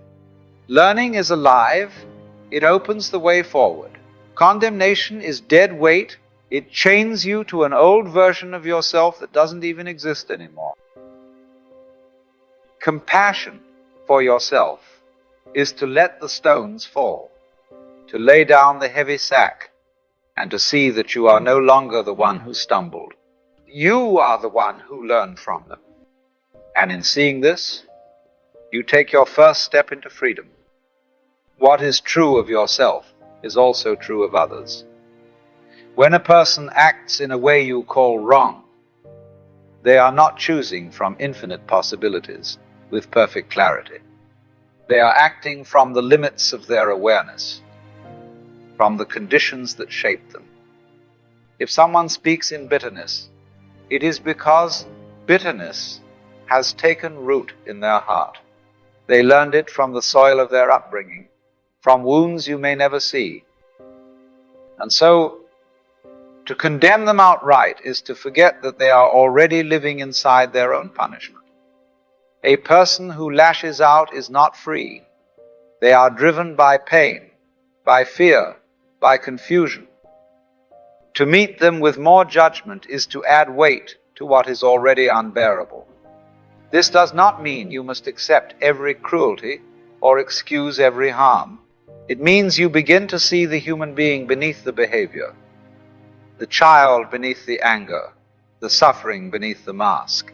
And when you see this, even if you must walk away, you do not carry hatred in your heart. That is the beginning of forgiving the world. It is easy to judge. Judgment is quick, effortless, and it makes us feel superior for a moment. That is why most people do it. It costs nothing. But to understand another human being, to actually imagine their inner world, that is difficult. It requires us to pause, to think, to feel, and this is where the highest kind of intelligence comes in. Not the intelligence of solving puzzles or memorizing facts, but the intelligence of empathy. To see yourself in another, and another in yourself. To recognize that their anger is your anger in another form. Their confusion is the same confusion you once carried. Their blindness, the same blindness you once struggled through. It is the deepest strength, for anyone can strike back, anyone can condemn. But to look into the eyes of another and see the suffering that drives their actions, That is a rare and subtle wisdom. When you understand in this way, forgiveness ceases to be a moral duty. It becomes a natural response. You see, there was never anything to forgive in the first place, only pain to be understood. There is a saying, hurt people hurt people. Pain has a way of reproducing itself, passing from one to another like a contagion. Someone wounded in childhood may grow up to wound their own children. A bitter word spoken to you may be repeated unconsciously to someone else, and so the chain continues, generation after generation. If we do not awaken, if we do not forgive, we simply pass the poison along. We become the very thing we once suffered from. And in this way, the world remains locked in a cycle of resentment and retaliation. Forgiveness is the refusal to play that game. It is the decision not to pass along what was handed to you in anger. It is saying, this stops here. Not because the other person deserves it, but because you no longer wish to carry the burden forward. In that moment, forgiveness is not about them at all. It is about you. It is how you reclaim your freedom from the endless repetition of hurt. You become the break in the chain, the point at which pain no longer multiplies. Forgiveness, you see, is not always about embracing someone or inviting them back into your life. Often it happens silently, in the privacy of your own heart. You may forgive a person and still choose not to walk beside them again. And that is perfectly so. Forgiveness does not require forgetting, nor does it demand foolishness. What it asks of you is simple, that you no longer carry the fire of resentment. For resentment burns only the one who holds it. You may think you are punishing another by keeping hatred alive, but in truth, it is your own mind that smolders, your own spirit that is consumed. So forgiveness is not weakness nor indulgence. It is clarity. It is the ability to see that to hold on is to chain yourself to the very thing you long to be free of. By letting go, you release not only the other, but yourself. And strangely enough, once you no longer demand that they change, sometimes people do. But even if they never change, you are no longer bound to their story. That is the quiet power of forgiveness in practice. Most people confuse intelligence with cleverness. To be clever is to calculate, to manipulate symbols, to win arguments. But the highest form of intelligence is not found in the head alone. It is in the heart that can imagine another's life as if it were its own. Empathy is the art of slipping into another's skin, of tasting their experience from within. And this requires a subtle kind of awareness, one that goes beyond logic, for logic alone will always judge, right or wrong, guilty or innocent. But empathy asks, what pain gave rise to this action? What blindness shaped this choice? This is not indulgence. It is not excusing cruelty. It is simply seeing reality in its depth. For no one wakes up and decides to be bitter, to be cruel, to be lost. They arrive there through causes, through a web of influences stretching back further than even they can trace. To grasp this is intelligence. It is difficult because it dissolves the easy satisfaction of judgment. But it is liberating because once you see the chain of causes, you can no longer hate the link. You can only understand. At the deepest level, forgiveness is not even a moral act. It is a recognition of unity. When you see clearly, you begin to understand that the one who harms you is not truly separate from you. Their suffering is your suffering in another form. their blindness another mask of the same life that looks through your own eyes. To hate them, then, is to hate a part of yourself. It is as if the hand were to scold the finger for fumbling, forgetting that they belong to the same body. The finger's clumsiness is the hand's clumsiness. And in the same way, the bitterness of another is not apart from life. It is life struggling with itself. This is why the great teachers always spoke of forgiveness, not because it is noble, but because it is natural once you see that there is no separate other to forgive. There is only life, stumbling and learning, just as you stumble and learn. In this vision, compassion ceases to be an effort. It flows as naturally as breathing. You forgive not because you are told to, but because you understand there is no one outside the whole to hate. When this becomes clear, forgiveness is no longer something you try to do. It happens of itself. For how can you go on condemning a world that is not separate from you? How can you go on punishing yourself when the one who erred no longer exists? You see, all along you were stumbling toward awareness, just as everyone else is stumbling now. And the strange thing is, when you stop demanding perfection from yourself or from others, you begin to see the beauty of this clumsy dance. To forgive, then, is simply to let life be what it is, a process of falling and learning, breaking and mending. It doesn't erase the past. It releases its grip. And in that release, you discover a freedom lighter than judgment and a peace deeper than resentment. And so, forgive yourself. Forgive the world. Not because it is noble, but because it is the only way life can keep flowing. Have you ever noticed that the harder you try to silence your mind, the louder it becomes? It's rather like trying to smooth ripples on water by slapping it with your hand. What an extraordinary game we play with ourselves. You know, it's the most peculiar thing. We humans are perpetually searching, aren't we? Always looking, seeking, grasping for something just beyond our reach. And I've been wondering lately about this endless quest of ours. What exactly are we looking for? Peace of mind, happiness, enlightenment, some final state where all our problems dissolve? And have you noticed that the very act of searching creates a curious tension? It's almost as if the more desperately we search, the further away that elusive something seems to retreat. It reminds me of chasing one's shadow.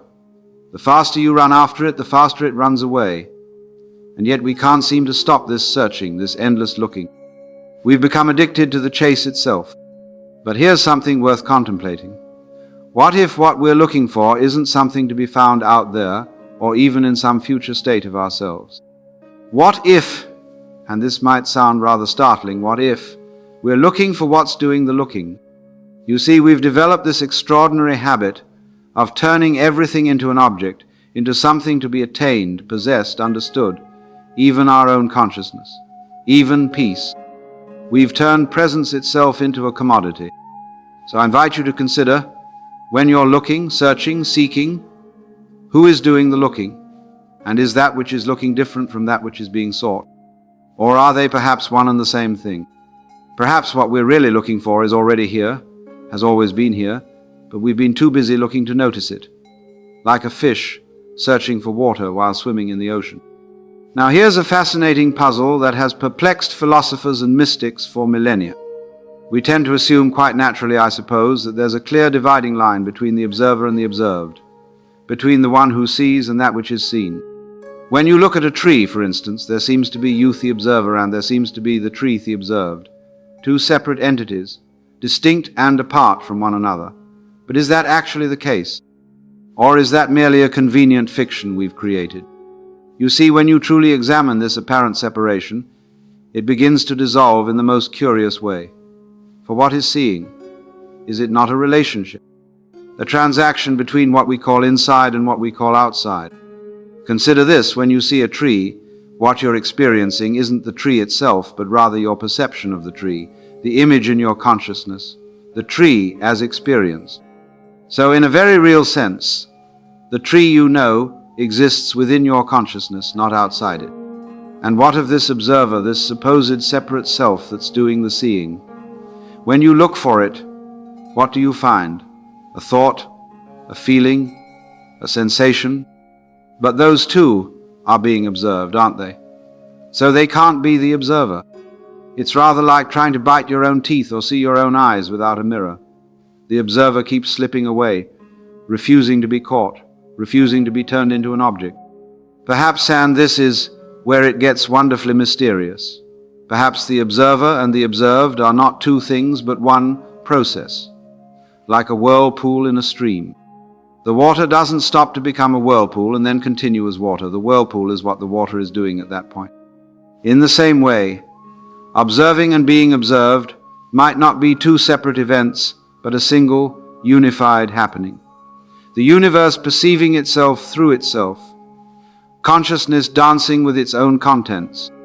So when you simply observe, when you just watch without judgment or commentary, who is watching what? Is there really a separate watcher? Or is there just watching happening? Isn't it curious how we both crave silence and run from it?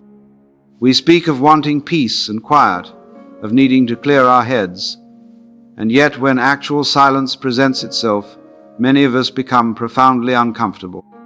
We fill our lives with noise, with chatter, with entertainment, with constant stimulation. Our devices ping and buzz, demanding attention. Our minds spin endless narratives. We wake up and immediately reach for distraction, and we fall asleep to the murmur of televisions and podcasts. Why is this? What is it about silence that we find so threatening? Perhaps it's because in silence we come face to face with ourselves. Without the constant narrative, without the endless doing and achieving and becoming, we're confronted with what is. And for many of us, that's a terrifying prospect. You see, silence isn't merely the absence of sound. True silence is the absence of psychological noise, the ceaseless internal commentary, the constant evaluation, the perpetual process of naming and categorizing and judging experience.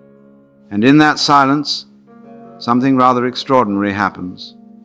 We begin to notice that all our problems, all our anxieties, all our fears are sustained by thinking. They require thought to exist.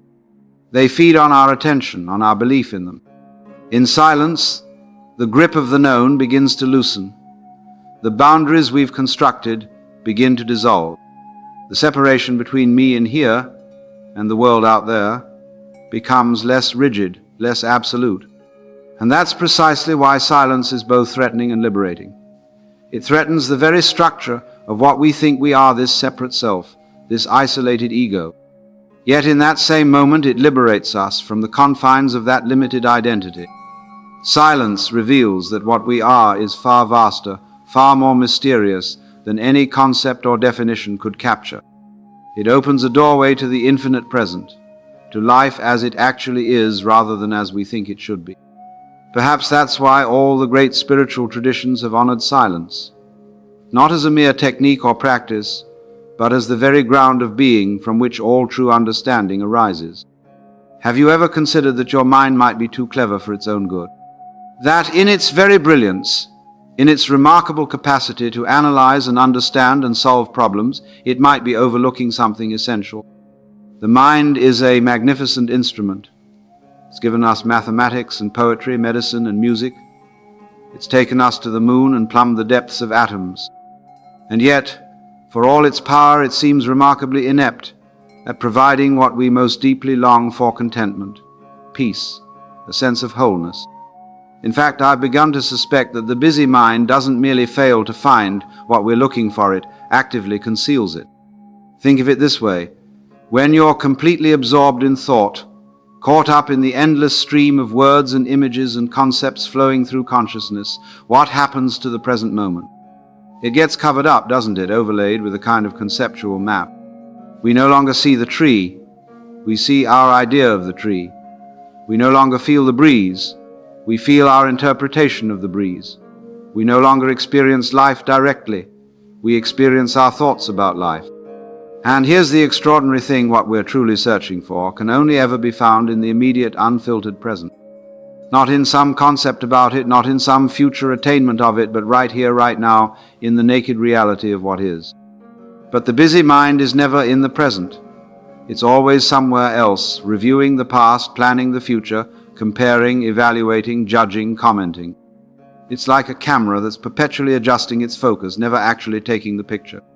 The mind conceals reality by constantly interpreting it, by imposing its grid of concepts upon the fluid, living present. It turns the ineffable mystery of existence into a problem to be solved, rather than a reality to be lived. And the supreme irony is that what the mind is so desperately searching for, call it peace, presence, reality, God, enlightenment, or whatever term you prefer, is precisely what's revealed when the mind grows quiet, when it steps out of its own way. The very thing we're looking for is what's looking, but as long as the mind remains busy with its searching, it cannot recognize what's already here. Let's try a little experiment together, shall we? For the next few moments, simply watch your thoughts as they arise. Don't try to change them or control them. Don't judge them as good or bad, helpful or unhelpful. Just observe them as if you were sitting on the bank of a river, watching leaves float by on the current. What do you notice? First, perhaps, that it's remarkably difficult to do this simple thing. The mind wants to get involved, to jump in and swim with the thoughts, to become absorbed in their content. Or it wants to evaluate them. That's a good thought. That's a silly thought. I shouldn't be thinking that. But if you can maintain this watchfulness, this gentle attention, without interference, something rather fascinating begins to happen. The thoughts begin to slow down. The gaps between them widen. And in those gaps, you might catch a glimpse of something quite extraordinary, the silent awareness in which thoughts appear. You see, when you watch a thought without judgment, you're no longer completely identified with it.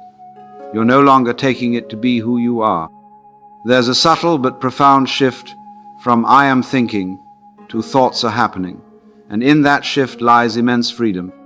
Because if you are not your thoughts, if thoughts are just movements in consciousness, like clouds passing through the sky, then who or what are you? What is this awareness in which thoughts appear?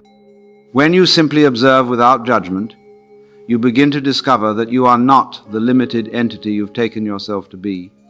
You are the space in which all experience arises.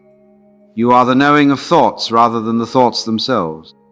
And curiously enough, as this recognition deepens, the thoughts that seem so solid, so compelling, so problematic begin to lose their grip. They no longer hook you so easily. They no longer drive you automatically. It's rather like watching a movie and suddenly becoming aware of the screen. The drama continues, but you're no longer completely absorbed in it. You see it for what it is: images projected onto a background of awareness. This doesn't mean the thoughts stop. It doesn't mean you suddenly become thoughtless. It simply means you're no longer tyrannized by thinking. You're no longer completely identified with the contents of consciousness. There's a spaciousness, a freedom that wasn't there before. And in that freedom, life begins to flow more naturally, more spontaneously, unconstrained by the narrow confines of conceptual thinking. The present moment, in all its richness and immediacy, becomes available again. There's a curious misconception about meditation that I've encountered quite frequently. People often think of it as something you do, a kind of mental activity or exercise. I'm going to meditate. Sounds rather like I'm going to jog, or I'm going to practice the piano. It implies effort, discipline, achievement. But I wonder if meditation, true meditation, not merely concentration or mindfulness practice, might be better understood as an undoing rather than a doing, a letting go rather than a taking hold, a relaxation of effort rather than an application of it. You see, we already know how to do. We're experts at doing. Our entire education, our entire culture is oriented around activity, achievement, production. We know how to set goals and pursue them, how to solve problems, how to get from A to B. But meditation isn't about getting anywhere. It's about being exactly where you are. It's not about achieving some special state of consciousness.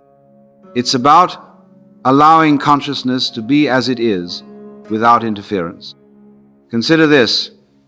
When you're trying to fall asleep, the more you try, the more elusive sleep becomes. Sleep arrives precisely when you stop trying to make it happen, when you let go, when you surrender to the natural rhythm of your body. Meditation is remarkably similar. The more you try to make your mind quiet, the more agitated it becomes. The more you strain toward enlightenment, the further away it seems. This is the paradox of meditation. It's an effortless effort, a purposeless purpose, an active surrender. In a sense, it's less like learning a new skill and more like remembering something you've always known but have temporarily forgotten. It's a return to your natural state, not an achievement of some extraordinary condition. And this, I think, is why the greatest meditation teachers don't give you complex techniques or elaborate practices. They simply point you back to what's already here, to the awareness that's reading these words right now, to the consciousness that's been here all along, prior to all your seeking and striving. So, perhaps meditation isn't something you do at all. Perhaps it's simply the recognition of what you are when you stop doing, when you stop trying to be something other than what you already are. There's a delightful absurdity in the very notion of trying to silence the mind. It's rather like trying to smooth rough water with a flat iron. The very effort creates the disturbance you're attempting to eliminate. Have you ever noticed this? The moment you decide, I'm going to quiet my mind, the mind immediately becomes more active. It has opinions about how quiet it should be. It evaluates its own performance. Am I quiet yet? No, I'm still thinking. I should try harder. Oh, there I go, thinking again. I'm not very good at this. It's a perfect trap, isn't it? The very entity that's creating the noise is now tasked with creating silence. The thinker is trying to stop thinking. The controller is attempting to control itself. This is the fundamental paradox of all spiritual seeking. The self that feels incomplete, inadequate, unenlightened is trying to complete itself, to perfect itself, to enlighten itself. But this very effort reinforces the sense of separation, of incompleteness. It's like a dog chasing its tail. The faster it runs, the faster the tail moves away from it. The harder you try to silence the mind, the louder it becomes. So what's the alternative? Well, what if instead of trying to silence the mind, you simply observed it? Not as something to be fixed, or improved, or quieted, but simply as a fascinating natural phenomenon. You see, the mind isn't a problem to be solved.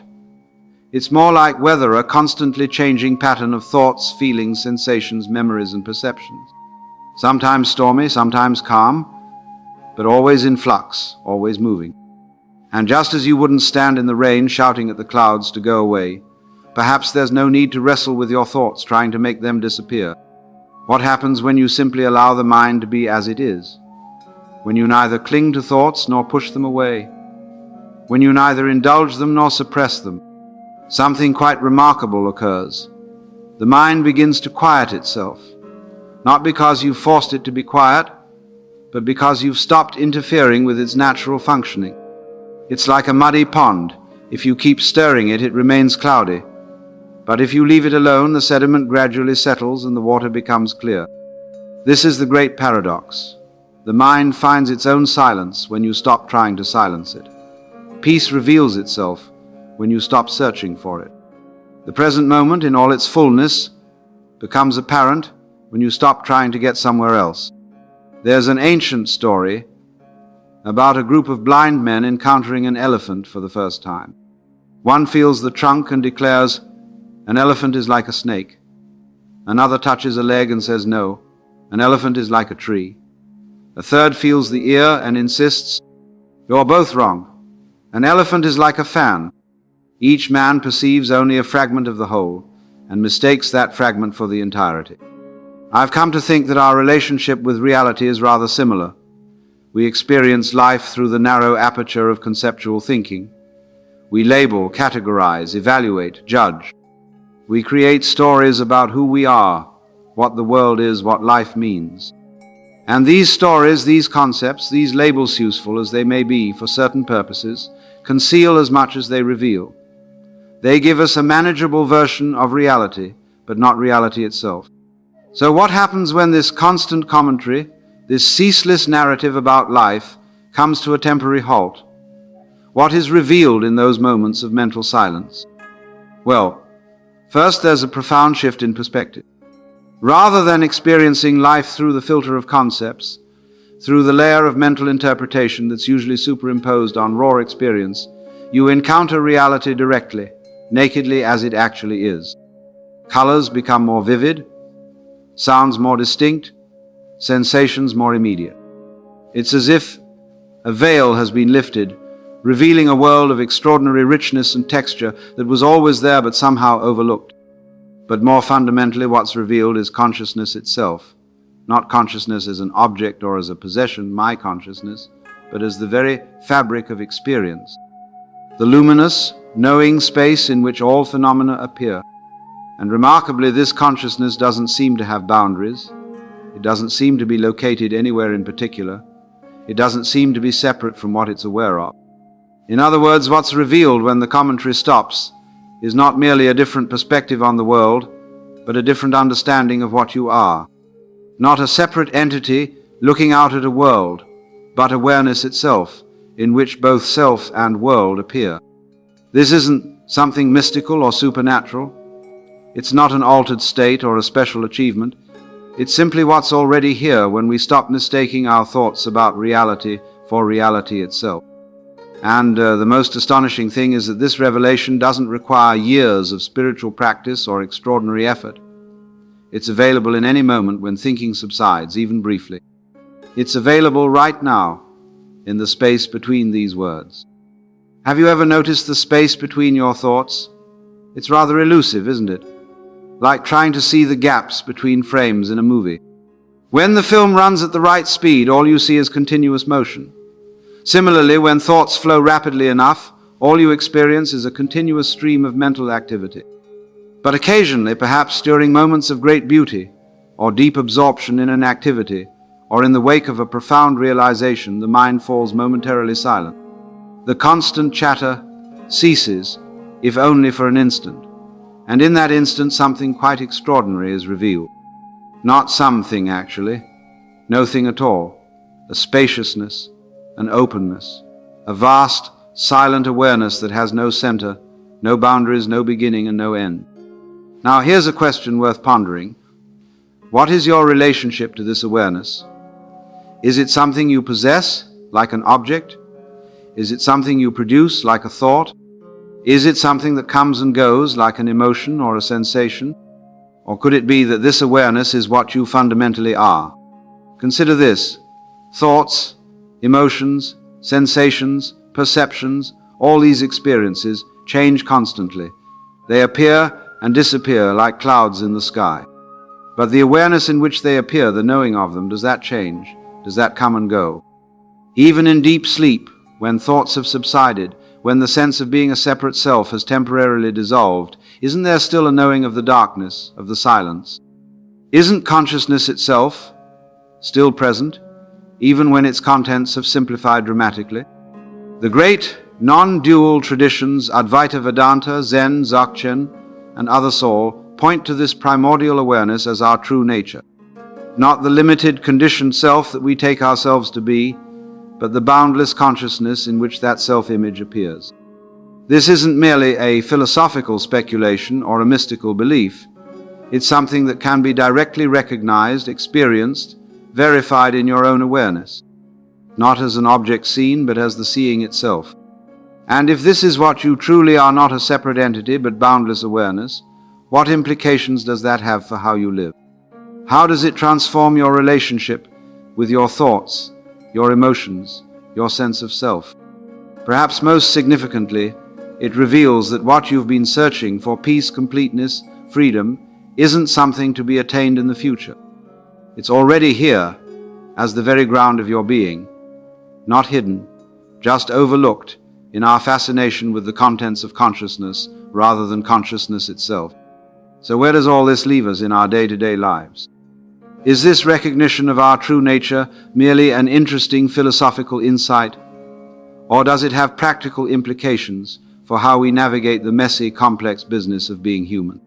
Well, consider how we typically move through the world. We operate largely on autopilot, don't we? Stimulus, reaction. Stimulus, reaction. Someone criticizes us, we feel hurt and defensive. We see something we desire, we reach for it. We encounter an obstacle, we feel frustrated. There's nothing wrong with this, of course. It's the natural functioning of the human organism. But there's an alternative way of being that emerges from the recognition we've been exploring, living from observation rather than reaction. When you know yourself as awareness rather than as the limited entity that appears within awareness, there's a natural spaciousness around experience. You're no longer completely identified with every thought, every emotion, every reaction that arises. This doesn't mean you become cold or detached. Quite the opposite. You become more intimately connected with life because you're no longer resisting it, no longer fighting against what is. There's a profound acceptance, a deep allowing of experience as it unfolds. And from this allowing, from this non-resistance, arises a quality of presence, of aliveness that's quite extraordinary. Colors are more vivid, sounds more distinct, sensations more immediate. Life takes on a richness, a texture, a depth that wasn't apparent before. Moreover, your actions begin to flow from a deeper source. Rather than being merely conditioned responses triggered by external stimuli, they emerge from the silent intelligence of awareness itself. There's a spontaneity, a creativity, a freshness to how you engage with the world.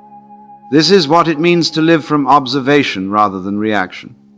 Not that you never react, you're still human after all, but that you're not completely identified with those reactions. You see them as movements in consciousness rather than as who you are. And in that seeing, in that spaciousness, a profound freedom is discovered. Not freedom from circumstances. Life will still bring its challenges, its pains, its losses, but freedom within circumstances. Freedom to respond creatively rather than react mechanically. Freedom to be fully present with whatever arises. This, I believe, is the art of being fully alive, not to achieve some special state or to escape from the messiness of human existence, but to be completely open to life as it is, to meet each moment with freshness, with curiosity, with wonder, to recognize that the ordinary is in fact extraordinary when experienced with the whole of your being, and perhaps most importantly, to realize that this way of being isn't something you need to seek or strive for. It's already here, in this very moment, as the awareness that's reading these words right now, as the consciousness that's been here all along, prior to all your seeking and striving. Just observe. Simply be aware of being aware, and in that simple observing, in that effortless awareness, everything is revealed. You know, it's a curious thing about human beings. We spend so much of our lives looking for something extraordinary, something profound, something that will finally satisfy this deep longing within us. And all the while, what we're seeking is right here, in plain sight, so obvious that we overlook it entirely. It's rather like the fish that's searching everywhere for water, unaware that it's swimming in the very thing it seeks. Or like someone running from room to room in their house, looking for the house itself. The most fundamental reality consciousness, awareness, presence, being, isn't hidden. It's not secret, it's not esoteric. It's the most obvious, the most immediate, the most intimate aspect of your experience. It's what you are, not what you have or what you do. And the remarkable thing is that once you recognize this, once you see that what you've been searching for is what's doing, the searching, everything changes, yet nothing changes. The world remains exactly as it is. Your life continues with all its complexities, all its challenges, all its joys and sorrows. But your relationship to all of it transforms. There's a spaciousness, a freedom, a profound acceptance that wasn't there before. You no longer feel that something is missing, that you need to get somewhere else, that you need to become something other than what you already are. In this recognition, life becomes less of a journey towards some imagined future state and more of an exploration of what's already here. Less of a project of self-improvement and more of an adventure in self-discovery. Less of a struggle against what is and more of a dance with reality as it unfolds. And perhaps most beautifully, this recognition is available right now, in this very moment. Not after years of spiritual practice, not when your circumstances improve, not when you finally get your act together, but now in the simple act of being aware, in the wordless recognition of what you already are. Just observe. That's all. Without judgment, without commentary, without trying to change anything. Simply be aware of what is, including the awareness itself. And in that simple observing, in that effortless awareness, everything is revealed. If these words have resonated with something deep within you, perhaps it wasn't really new information at all, but a remembering of what you've always known beneath the surface of thought. Share this contemplation if you feel moved to do so, but remember, no one can awaken you to yourself. That recognition is yours alone to discover, in the silence of your own being, in the space between your thoughts, in the awareness that's reading these words right now. Because ultimately, the greatest gift you can offer to this troubled world isn't your striving or your struggle or your self-improvement. It's the recognition of what you already are, the boundless awareness in which all experience arises, including the experience of being a separate self. In that recognition lies the peace that passes understanding. In that recognition lies the freedom that no circumstance can constrain. In that recognition lies the love that has no opposite. Just observe and see what happens.